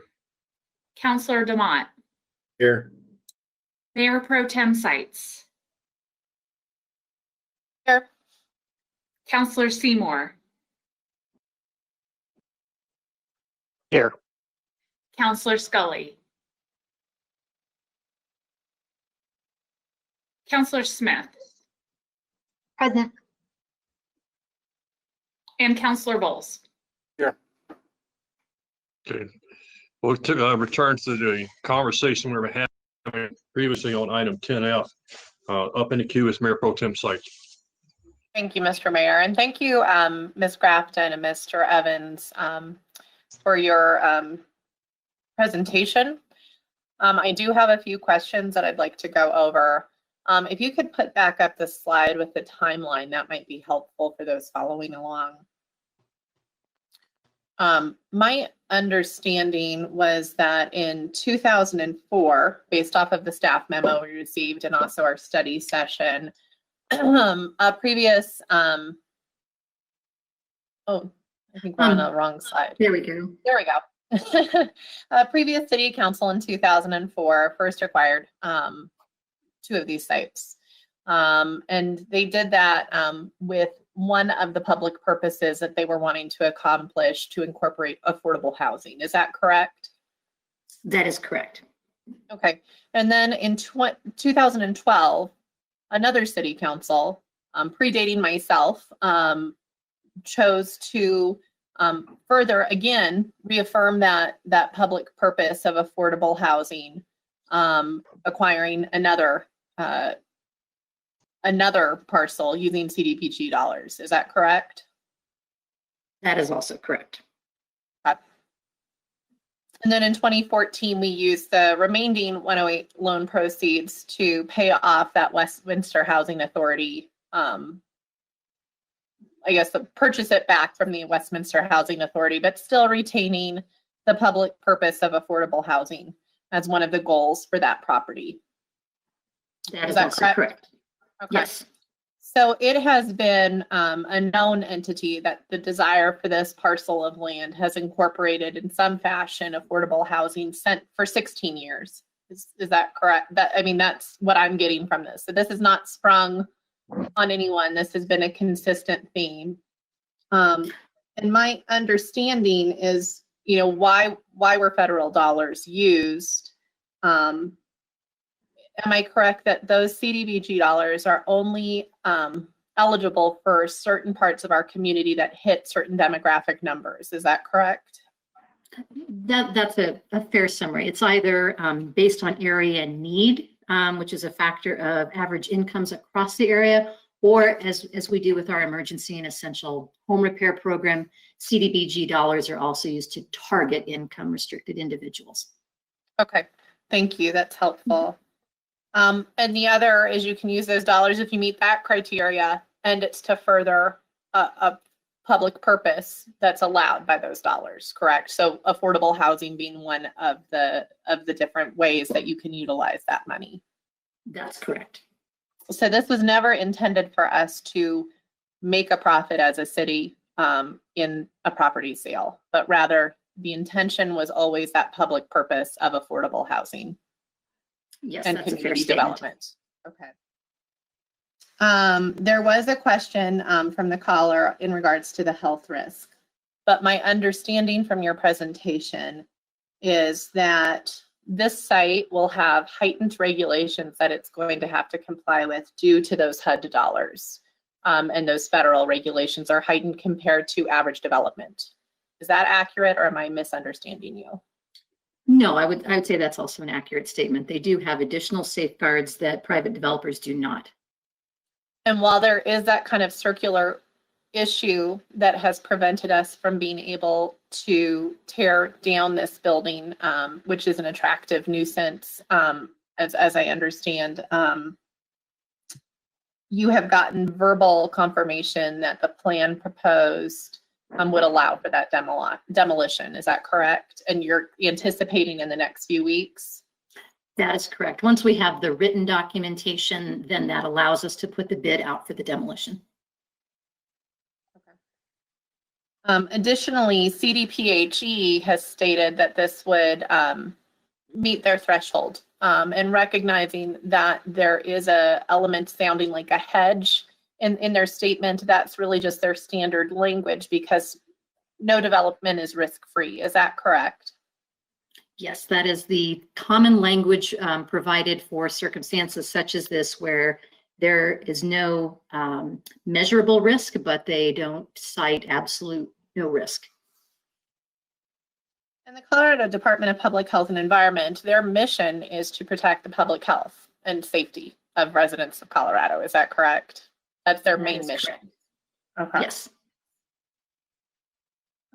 So there have been people in the community who have tried to paint this as the city selling this property for a developer for $1. But the way I'm evaluating this is the city finally following through on the commitment for federal dollars. Much to Councilor DeMont's, we've been stewards of those federal dollars, and this has been a very delayed project, right? So our residents who paid into those federal taxes that this program was designed for have not seen the benefit of it. It's been delayed, but this seems like the continuation of those previous council's goals and my own goals when I was originally on council. And so the goal was never for us to make a land sale, but it was to provide affordable housing for the community. We have found a partner in here. Would you mind putting up the slide that showed all of the benefits for the city of Westminster? What do we get out of this deal? Sure. Matt, could you please advance the slides? I'll tell you when we have hit the right one. I think it's right there. There we go. Yeah. Thank you. So we get we meet our objectives, so we don't have to pay back that $1.6 million that would have to come out of general funds. I think Councilor Seymour asked a very good question. Wouldn't we just get that credited back to the city? And I believe the answer was yes. My question to you is, wouldn't those dollars then still be encumbered if we were to use them with those same federal objectives? Yes, all that's of the correct. regulations. So it's not the same as the 1.6 million that's in our general fund that we'd use to pay it back that can go for our police, our fire, our roads, all of the basic needs that our residents have. It would go, and then we could get another 1.6 million that would be encumbered. And right now we're in the middle of a financial, hit from COVID. So to me, that seems, I'm not comfortable with that. Additionally, we get the benefit of 17 units of affordable senior housing. I believe in our needs assessment that was done. Can you remind me how many units of affordable housing were needed in our city when we did our needs assessment as part of our housing study? I believe the 2017 articulated 3,500 units. However, we will very shortly be releasing an updated housing needs assessment. So that number will be changed slightly. And Ms. Grafton, please forgive me, but can you remind me if we were looked at it specifically at senior housing? Senior housing has been identified not only as a need within Westminster, but nationally. And that is a reflection of the changing of the population across the US and the increasing number of senior citizens. Yeah, so this is, 17 units with kind of a nice range of AMI, area median income, from 50% all the way up to 20% being allowed, but I recognize they're only planning on doing the 80% AMI, really assisting some folks that are on fixed incomes that really need the security of housing. So I think that that's a wonderful objective, and I'm excited that we'd be able to move forward if this goes forward tonight. But we always want to make sure we have the fingerprint on the community. And additionally, I want to make sure I'm clear. This is just going for the land sale, the purchase and sale agreement. The typical process for the PDP approval would still be heard. We would still have the hearings. There would still be the opportunity for the community to let us know what they thought of this project. Is that correct? That is correct. This is just typical real estate order of operations. So it in no way forecloses on that opportunity.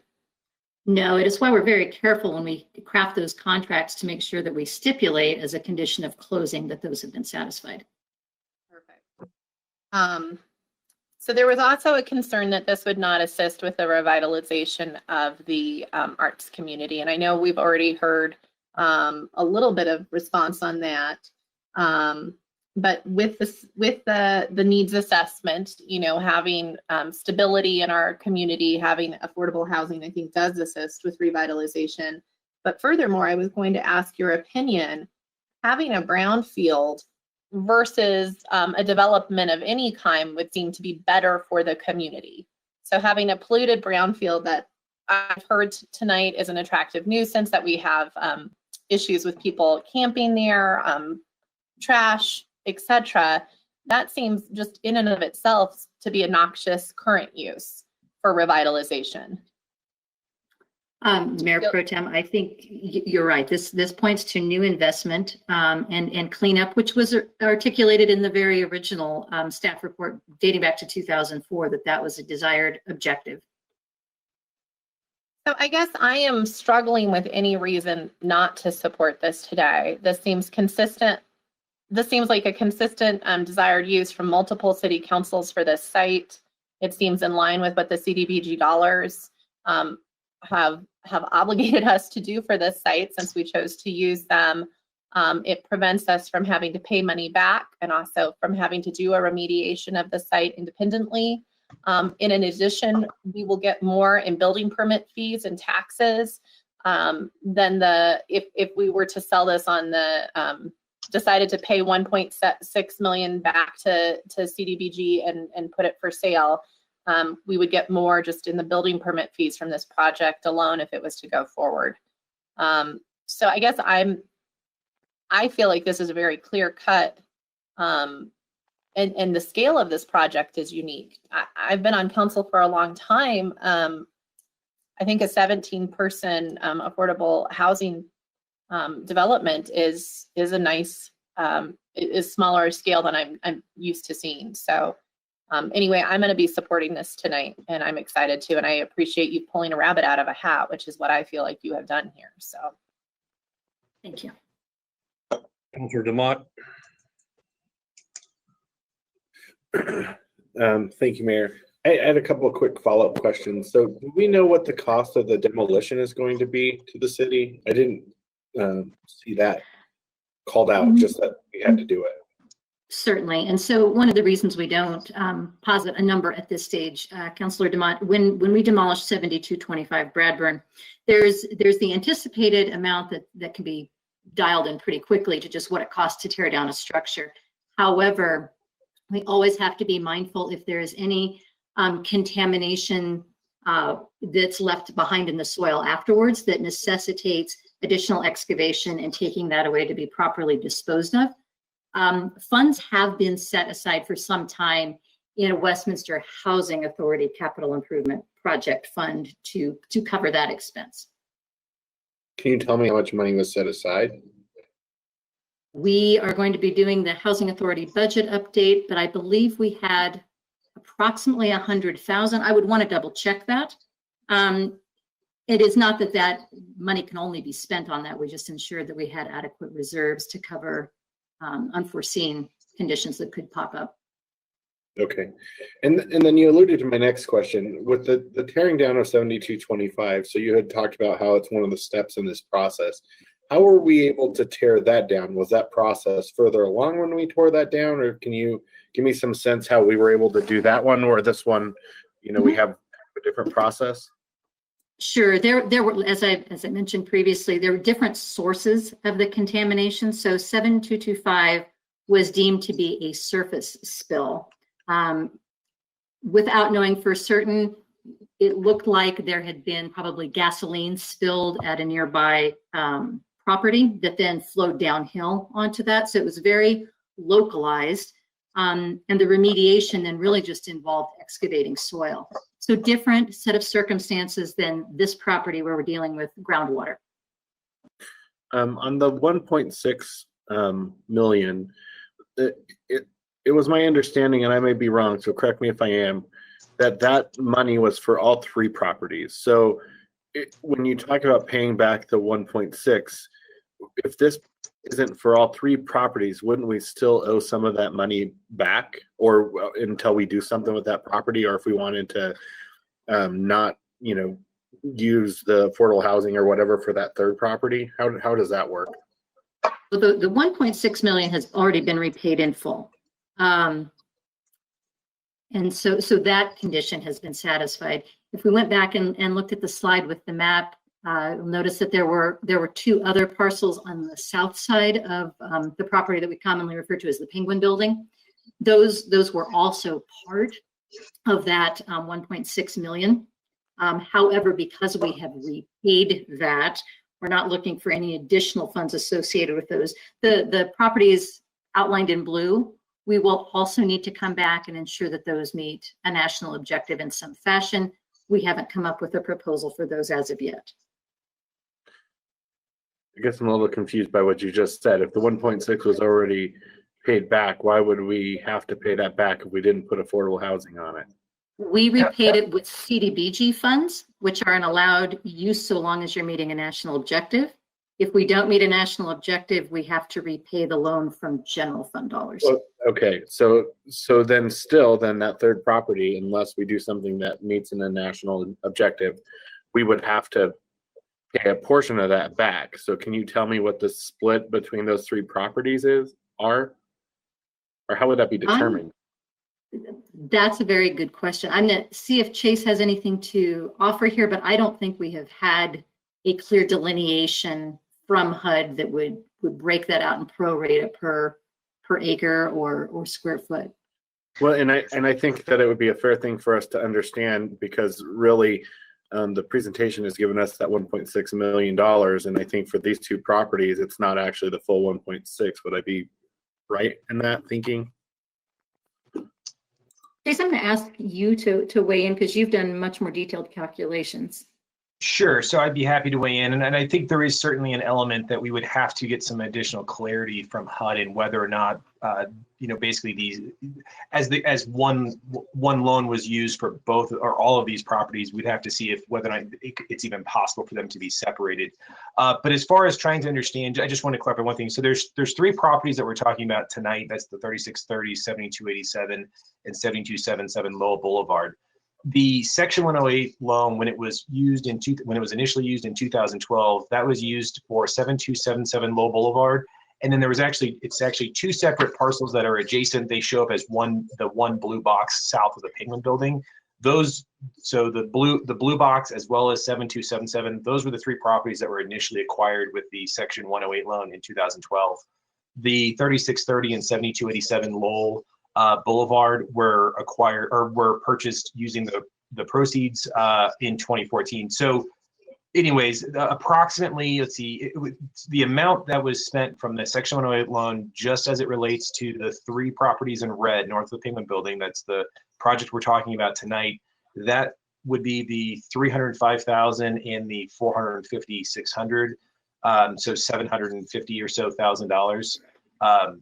Again, if it's possible, that would be the Section 108 loan proceeds that were specifically spent on those three properties. Okay. And I have two more questions, and I think these ones will be quick. It seems like we've been out of compliance for some time. Do we think that there's like some, hard line that if we don't do something with this now, we're going to have to pay that money back? Is there, us being in the middle of this pandemic, it seems like a lot of governmental rules have kind of been a little more lenient. So is this something that, we really need to take action on now? I'm just trying to get a sense of if this is just, a developer came forward right now and that's just the way it landed, or is there actually something, that we're being pressured to take action after this has kind of been sitting for quite some time? Councilor DeMott, the HUD officials have provided some relief as a result of the pandemic in terms of when annual reports have to be filed. We've been allowed to push back our CDBG 5-year consolidated plan by a period of time. However, these funds, because of how far back they date, because we were out of compliance well before the pandemic, that is not anything that we're given any relief for by HUD. Okay. And then my last question is how long, and I know in past I've heard where some of these affordable housing units that there's like a time limit on how long they have to own them, or how long they have to keep them affordable. And I would be curious to know what the time limit is for both of those things. How long does this developer have to hold on to this, or even tend to hold on to it? And is there some sort of rule about how long it has to maintain being affordable housing? Sure. So I'm going to let Mr. Alvarado speak to what their intent is here. However, I believe, Councilor DeMott, what you're thinking of is typically with the low-income housing tax credit projects, there is a provision known as a LURA, Land Use Restriction Agreement, that prescribes a period of affordability that must be maintained on a project, or those tax credits have to be repaid. So it's a little bit different structure. But Mr. Alvarado, would you mind speaking to CRHDC's plans for the property? Sure. So, much like majority of our properties across the state of Colorado, our intention is to maintain those as affordable as long as we can. We own multiple properties. We have not sold any of our residential properties after LURAs that we've had. We have a lot of history working with a lot of different compliance and different funding sources. And we've been around, our organization's been open for 49 years. Next year will be our 50th. I believe the LURA with the different funding sources that we would be bringing onto this project would require at least 25 years of affordability. But I don't know if I'll be there with the organization, or who would be at that point at the organization as the executive director. But our intention is to, as it always has been with our mission, is to continue to have affordable housing in the community that provides safe, affordable, and attainable housing that has access to opportunity. Thank you for those answers. I don't have any further questions. Councilor Smith. Thank you, Mr. Mayor. A lot of my questions have been asked regarding timeline and then the commitment to potentially own and operate this project that other councilors have asked. I don't believe that there is a question that was referring to whether or not there would be more risk to life if there was housing versus a commercial project that would suffice for this area. Could you maybe speak to maybe health conditions? I know we're not health experts in this, but could you speak to potential housing versus what it would look like for a commercial, and whether or not there's a higher health risk to that? Councilor Smith, respectfully, that's not really a question I'm qualified to answer. The only way to really make that comparison would be if we had submitted projects under both types and received feedback from CDPHE and HUD on that, which we don't have that information to reference. Okay, so that kind of leads into my other question is, we may not know this answer, but I hope that we know this answer. But residents, if they were to live in this area for a certain amount of time and end up developing some kind of health risk or health problem, who would become liable for those issues? Well, the state has the authority over this particular issue. Okay, so would that become a city issue or would that be a state issue? Actually don't know if City Attorney Frankel would want to weigh in at all here. Thank you, Ms. Grafton, and thank you, Councilor Smith, for the question. So the cleanup, is my understanding, was from a gasoline station that was previously located on the northwest corner of 73rd and Lowell, and that gasoline station had a leaking tank, which is now the subject of a state-funded cleanup through the Oil and Gas Cleanup Fund. So I don't see that as a liability to the city, if that's your question. I don't believe the city is. If you're concerned that somehow we are taking on liability of the leakage from that gas station that used to be at the corner of 73rd and Lowell. Okay, thank you. For this property, I haven't gotten clear answer through all of our questions. These are owner occupied, correct? No, this would be rental. Oh, these are rental, okay. And then do we have an understanding what the projected income of what this project would entail for the developer? Councilor Smith, are you speaking to the developer's fee? Is that? Yes, so what would be is there any kind of, I know there won't be profit for the city, but is there any kind of profit that would come of this from this development? Sure, I'm going to let Chase take that. We actually provided an abbreviated presentation for you this evening. We do have that information, so I'm going to give him a moment to pull that. And actually, if we could advance the slides, Matt, to the sources and uses funds table. Thank you. All right, so we do have the developer fee articulated there.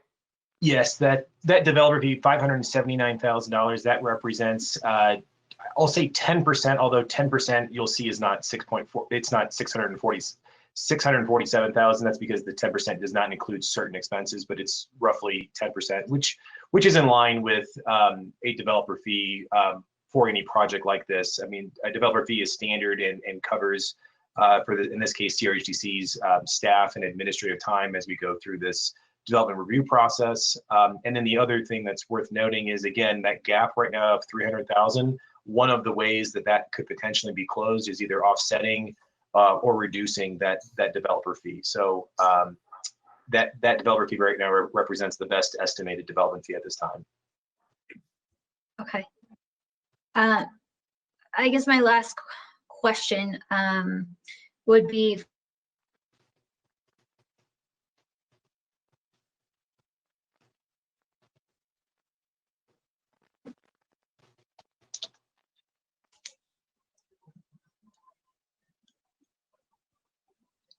Councilor Smith, it appears we've lost your audio.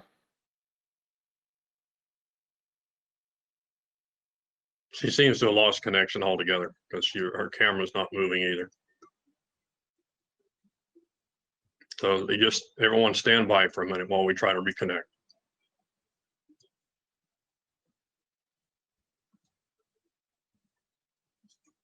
Ms. Parker, can you try reaching Councilor Smith and let her know that we lost her? Yes, sir. I'm on it right now. Thank you.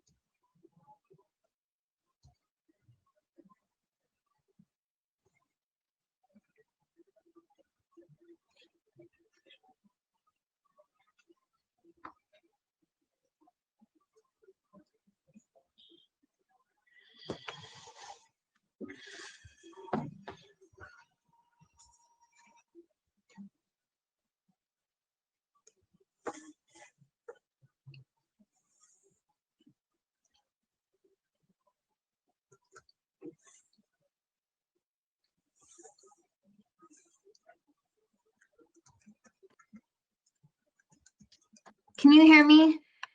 We can now. I lost the internet technology problems. I don't have video anymore. Hold on. You're Okay. back. Thank you. Thanks for holding on. Appreciate it. I was getting to my last question, which is public comments. Will we have an opportunity to read through those comments that were discussed in the packet that staff had recorded? I didn't see them in the packet. So is there an opportunity for council to read through those comments, good or bad? Sure. So to clarify, Councillor Smith, the public meeting that was held was not in any way associated with the land sale itself. It was really just preliminary, coordinating, communicating with the neighborhood, putting out what the proposal was. And as I said, there will still be an additional public meeting. That is really part of the planning process associated with the rezoning. So when that comes before council, that's where that information will be presented. Got it. Okay. Thank you so much, Ms. Grafton and Mr. Evans, for this presentation. It was one of, I'm sure you already had it put together, but it was one of my asks for this evening to help better understand this this project. And with that, I'm going to relinquish my time to others if they have any other questions. So thank you very much. Councilor Seymour.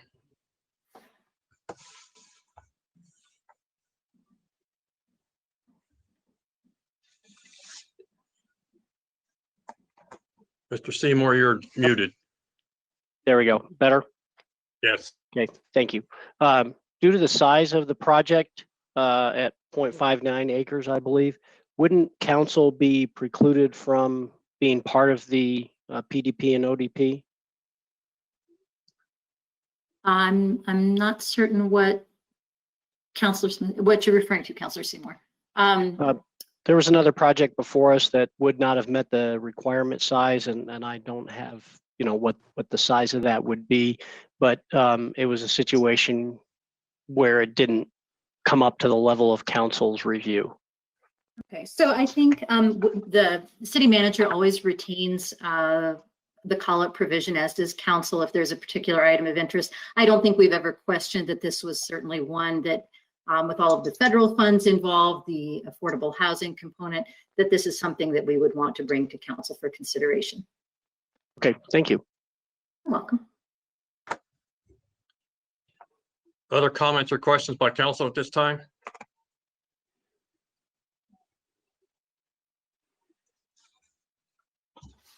Okay, just as a reminder, we have a motion and a second for the approval of resolution number 35.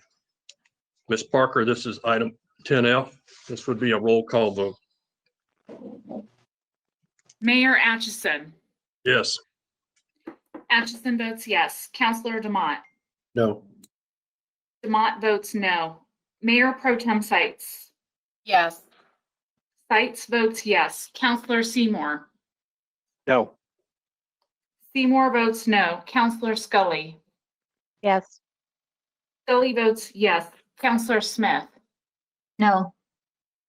Smith votes no. Councillor Bowles. Yes. And Bowles votes yes. Resolution number 35 carries on a 4-3 vote. Moving on to the next item, this is resolution number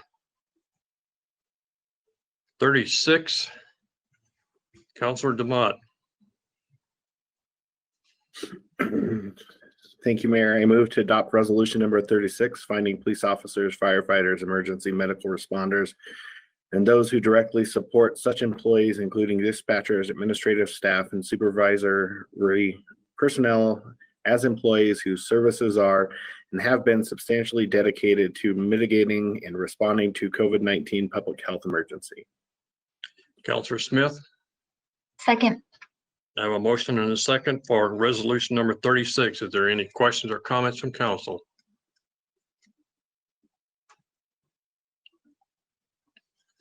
Hearing none, Ms. Parker, item 10G, resolution number 36 for a roll call vote, please. Councillor Demott. Yes. Demott votes yes. Mayor Pro Tem Sites. Yes. Sites votes yes. Counselor Seymour. Yes. Seymour votes yes. Counselor Scully. Yes. Scully votes yes. Counselor Smith. Yes. Smith votes yes. Counselor Bowles. Yes. Bowles votes yes. And Mayor Atchison. Yes. Atchison votes yes.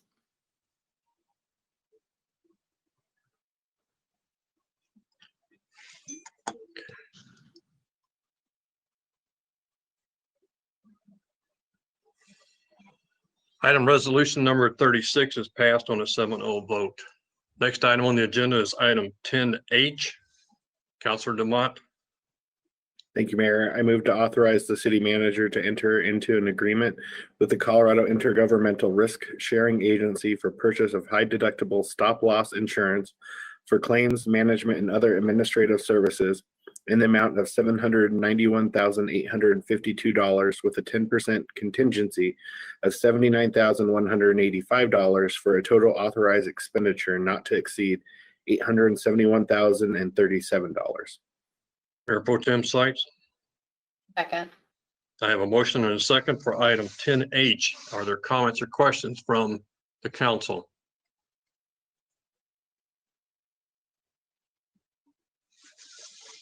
Seeing none, Ms. Parker, is a roll call vote, please. Mayor Pro Tem Sites. Yes. Sites votes yes. Counselor Seymour. Yes. Seymour votes yes. Counselor Scully. Yes. Scully votes yes. Counselor Smith. Yes. Smith votes yes. Counselor Bowles. Yes. Bowles votes yes. Mayor Atchison. Yes. Atchison votes yes. And Counselor Demott. Yes. Demott votes yes. Thank you, council. Item 10H carries on a 7-0 vote. Moving on to the next item. Let's see.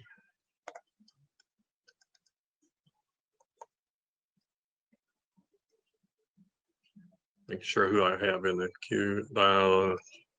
Councilor Demott, looks like you.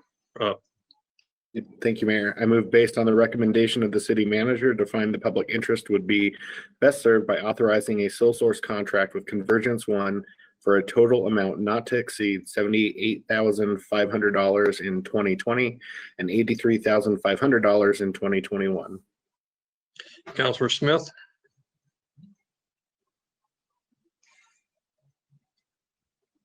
I think she froze again. Yeah, it looks like it was dead for a minute. All right, Councilor Smith, you still with us? Yep. Apologies. I'm Sorry. in touch with Miss Parker.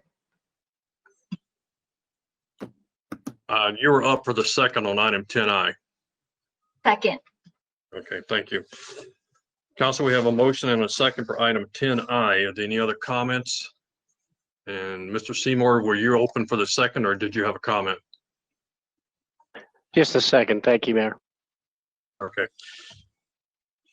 Seeing no other comments or questions on item 10I, Ms. Parker, this is a roll call vote, please. Counselor Seymour. Yes. Seymour votes yes. Counselor Scully. Yes. Scully votes yes. Counselor Smith. Yes. Smith votes yes. Counselor Bowles. Yes. Bowles votes yes. Mayor Atchison. Yes. Atchison votes yes. Counselor Demott. Yes. Demott votes yes. And Mayor Pro Tem Sites. Yes. Sites votes yes. All right, council, that passes item 10I on a 7-0 vote. Council, that concludes the business items before us tonight for the council agenda. We still have 2 items left. We have the COVID update from the staff. Following that, we have an executive session on a personnel matter.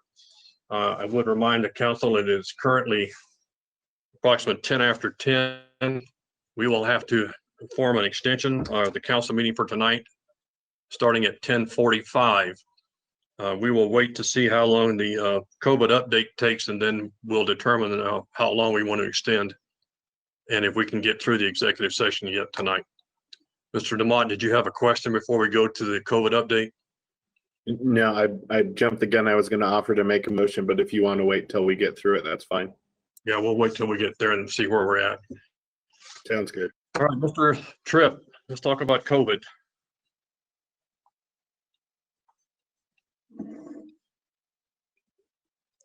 Mr. Tripp, you're muted. I'd like to bring Max Kirschbaum front and center here this evening to just speak about one item, and it's an update on the collection of information concerning cases in Tri-County and Jefferson County. Thank you, Mr. Tripp, and good evening to members of council. Matt has the slides up.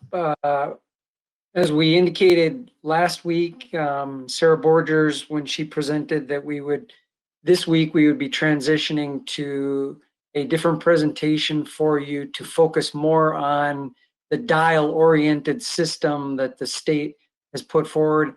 I think these slides will be very useful and easy to understand. So Matt, if you'd advance the slide for me, please. I am not going to speak to the details in the boxes here, but this plus the next two slides addresses the items along the far left column that and the restrictions that are associated with each of the color-coded portions of the dial. Safer at home being the 3 in the center of the blue, the yellow, and the orange, with stay at home and protect your neighbors on the upper and lower sides of that. So if I'm going to point out one specific one here, but the rest read similarly, and they're easy to follow on any of the websites from either the county or the state. If you look at the number of new cases, and I'm going to use this just as the example because the mayor spoke to it at the beginning of this evening's meeting with the Adams County specific numbers. So let's look at the safer at home level 2, that's the yellow part of the dial. This would be between 75 and 175 cases per 100,000 population over the 2-week period. So as the mayor said, on Thursday, Tri-County for Adams County portion was reporting 153 cases per 100,000. So that's clearly within the yellow. Today, they're looking at a number that is nearly 200, 197 per 100,000. That doesn't automatically flip the switch on the dial, but it's certainly an area of concern for the county public health officer as they look at all of the different metrics that could cause a shift in the color of that dial position, as well as the other restrictions that go along with it. You flip to the next slide, Matt. Continuation, this and the next slide are just the continuation of the type of facilities and the restrictions that go along with it. Most of these you're familiar with because we've seen them over and over in the public health orders. And the third slide. There's the last set of categories of facility types and the restrictions that are associated with each of them. As I said, these are easily available on either of the county websites and as well as the CDPHE website, and we'll also be adding them to our city website under COVID-19 data tomorrow. Next slide. This one I would like to be able to just show as a single slide, but it's hard. It's difficult to do a screen capture with the county specific boxes highlighted. So I'm going to show it as two different slides. If you were actually on the website, you can just hover your mouse over any county and that box will pop up for it. And it will talk about the variances that are in effect for that county, as well as any additional details that the public health officer has to offer.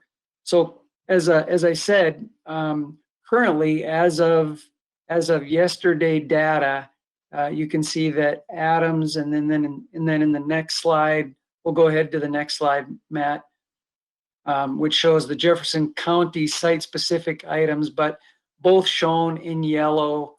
And they're on the current map, there is nothing less than a yellow condition statewide. So that could very easily change. The data for Adams County, there is a similar trend line, although maybe not as steep, for Jefferson County on an upward incline, as well as statewide. All three are exhibiting the same kind of behavior, with that case data going up. Hospitalization rates have gone up, but slightly, as well as the rate of death is not inclining or trending upward at the same kind of rate as the case data itself.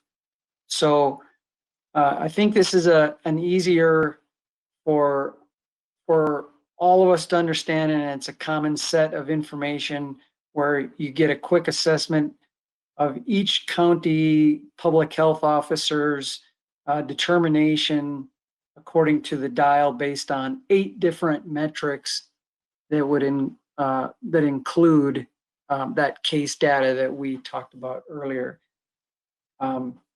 Assuming this would be acceptable for you, this is kind of the direction we would like to head and post onto the website and continue to show this style of data with you on Monday evenings. Subject to your questions, that's all I have.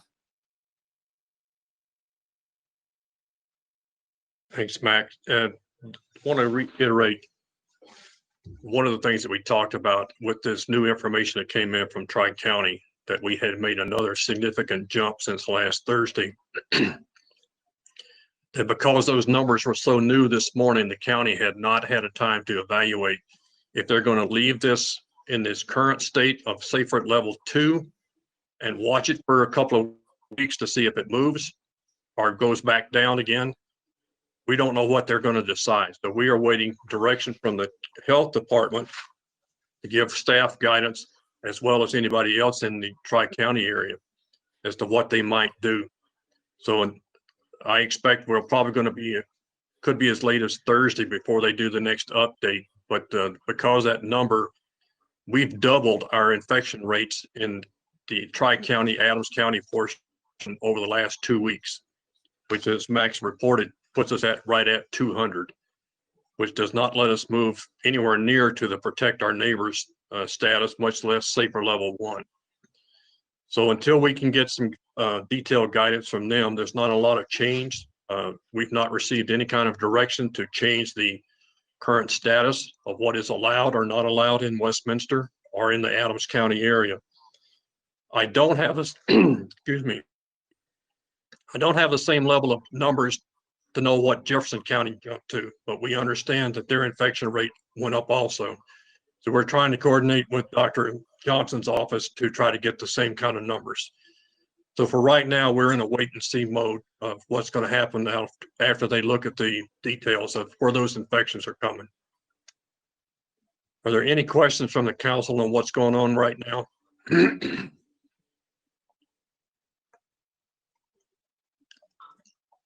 Councilor DeMott. Yeah, thank you, Mayor. I'm just curious. So if I missed it, I apologize. But so you said infection rates have went up. What about hospitalization and mortality rate? For the report I had that I got from them on Thursday, which I talked about this morning, our hospitalizations were up about 3 a day. Okay. Not big numbers, but the infection rate, as they explained, although people are infected, not all are infected to the level they required hospitalization. Okay. Well, it's, I mean, a little bit of good news, I suppose. The other thing, I'm just curious, how often do they do, like, I think it was last week, you shared where they thought we were with compliance and masks. Do we have any sense if we've continued to have people complying with that? Just the report that I made this morning, which was the numbers from last Thursday. Our compliance numbers went down about 2%. Our Okay. positivity rate went up instead of going down. It went from 5.2 to 5.36, which means our positivity rates are increasing as well as our infection rates. Okay. Thank you very much. Mayor Pro Tem Sites. Thank you so much. So obviously not trending the way we'd like it to trend, but to Councilor DeMont's point, I'm glad to hear that hospitalization and mortality rates are at this point not spiking as well. I wanted to ask if this was going to have any impact, do we think, on our reopening of City Hall? And just wanted to kind of hear from Director Kirschbaum on that. The policy group that includes city manager's office, and I'm a member of that group. There is concern and discussion that will continue to take place daily as it relates not only to the determinations that the county makes, how that will affect the City Hall plan for October 12th, but also within Parks, Rec, and libraries, there are specific categories for the recreation facilities that we would follow. And if that color code should change, those could be impacted. And also, I did speak to the presiding judge this morning by email, just to say this is something we need to be paying attention to with what tri-county decisions are made for the determination for Adams County, especially with the planning effort toward resuming jury trials in October. So I think all of those categories bear considerable watching at this point.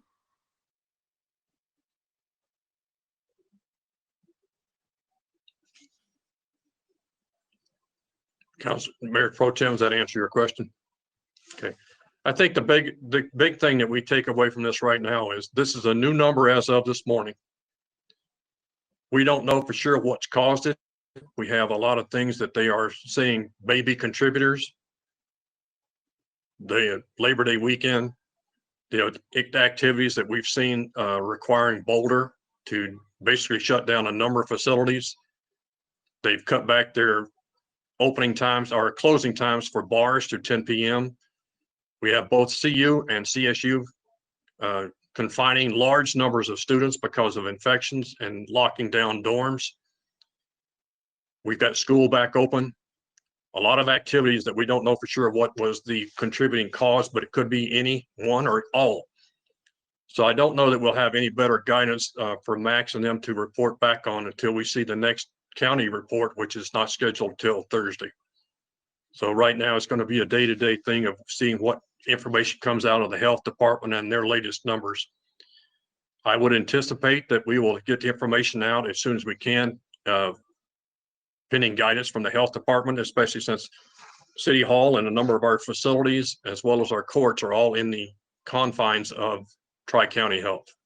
Those are probably some of the ones that are going to be the largest impact, but also to our businesses.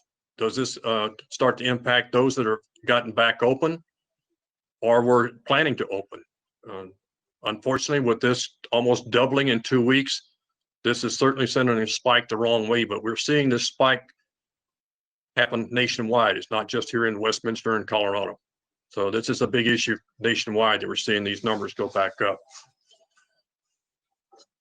Max, do you have anything else to add at this time? No, Mr. Mayor, that's all I have. Right. Mr. Tripp, do you have anything else on the COVID report? No, sir. Thank you. All right. Mr. Frankel, I want to make sure that we're appropriate. We do have one item left. This concludes all business for the city for tonight. We have one item left, which is a closed executive session. And that will not be open to the public since we will be leaving the public meeting. And we'll be asking council and polling them if they're prepared to go into an executive session following this. But since we don't know how long that may take, I'm not going to ask you to set a time limit. We will confirm that when we close the meeting out. but we will be going into an executive session. Mr. Frankel, I would ask you to define what that session is.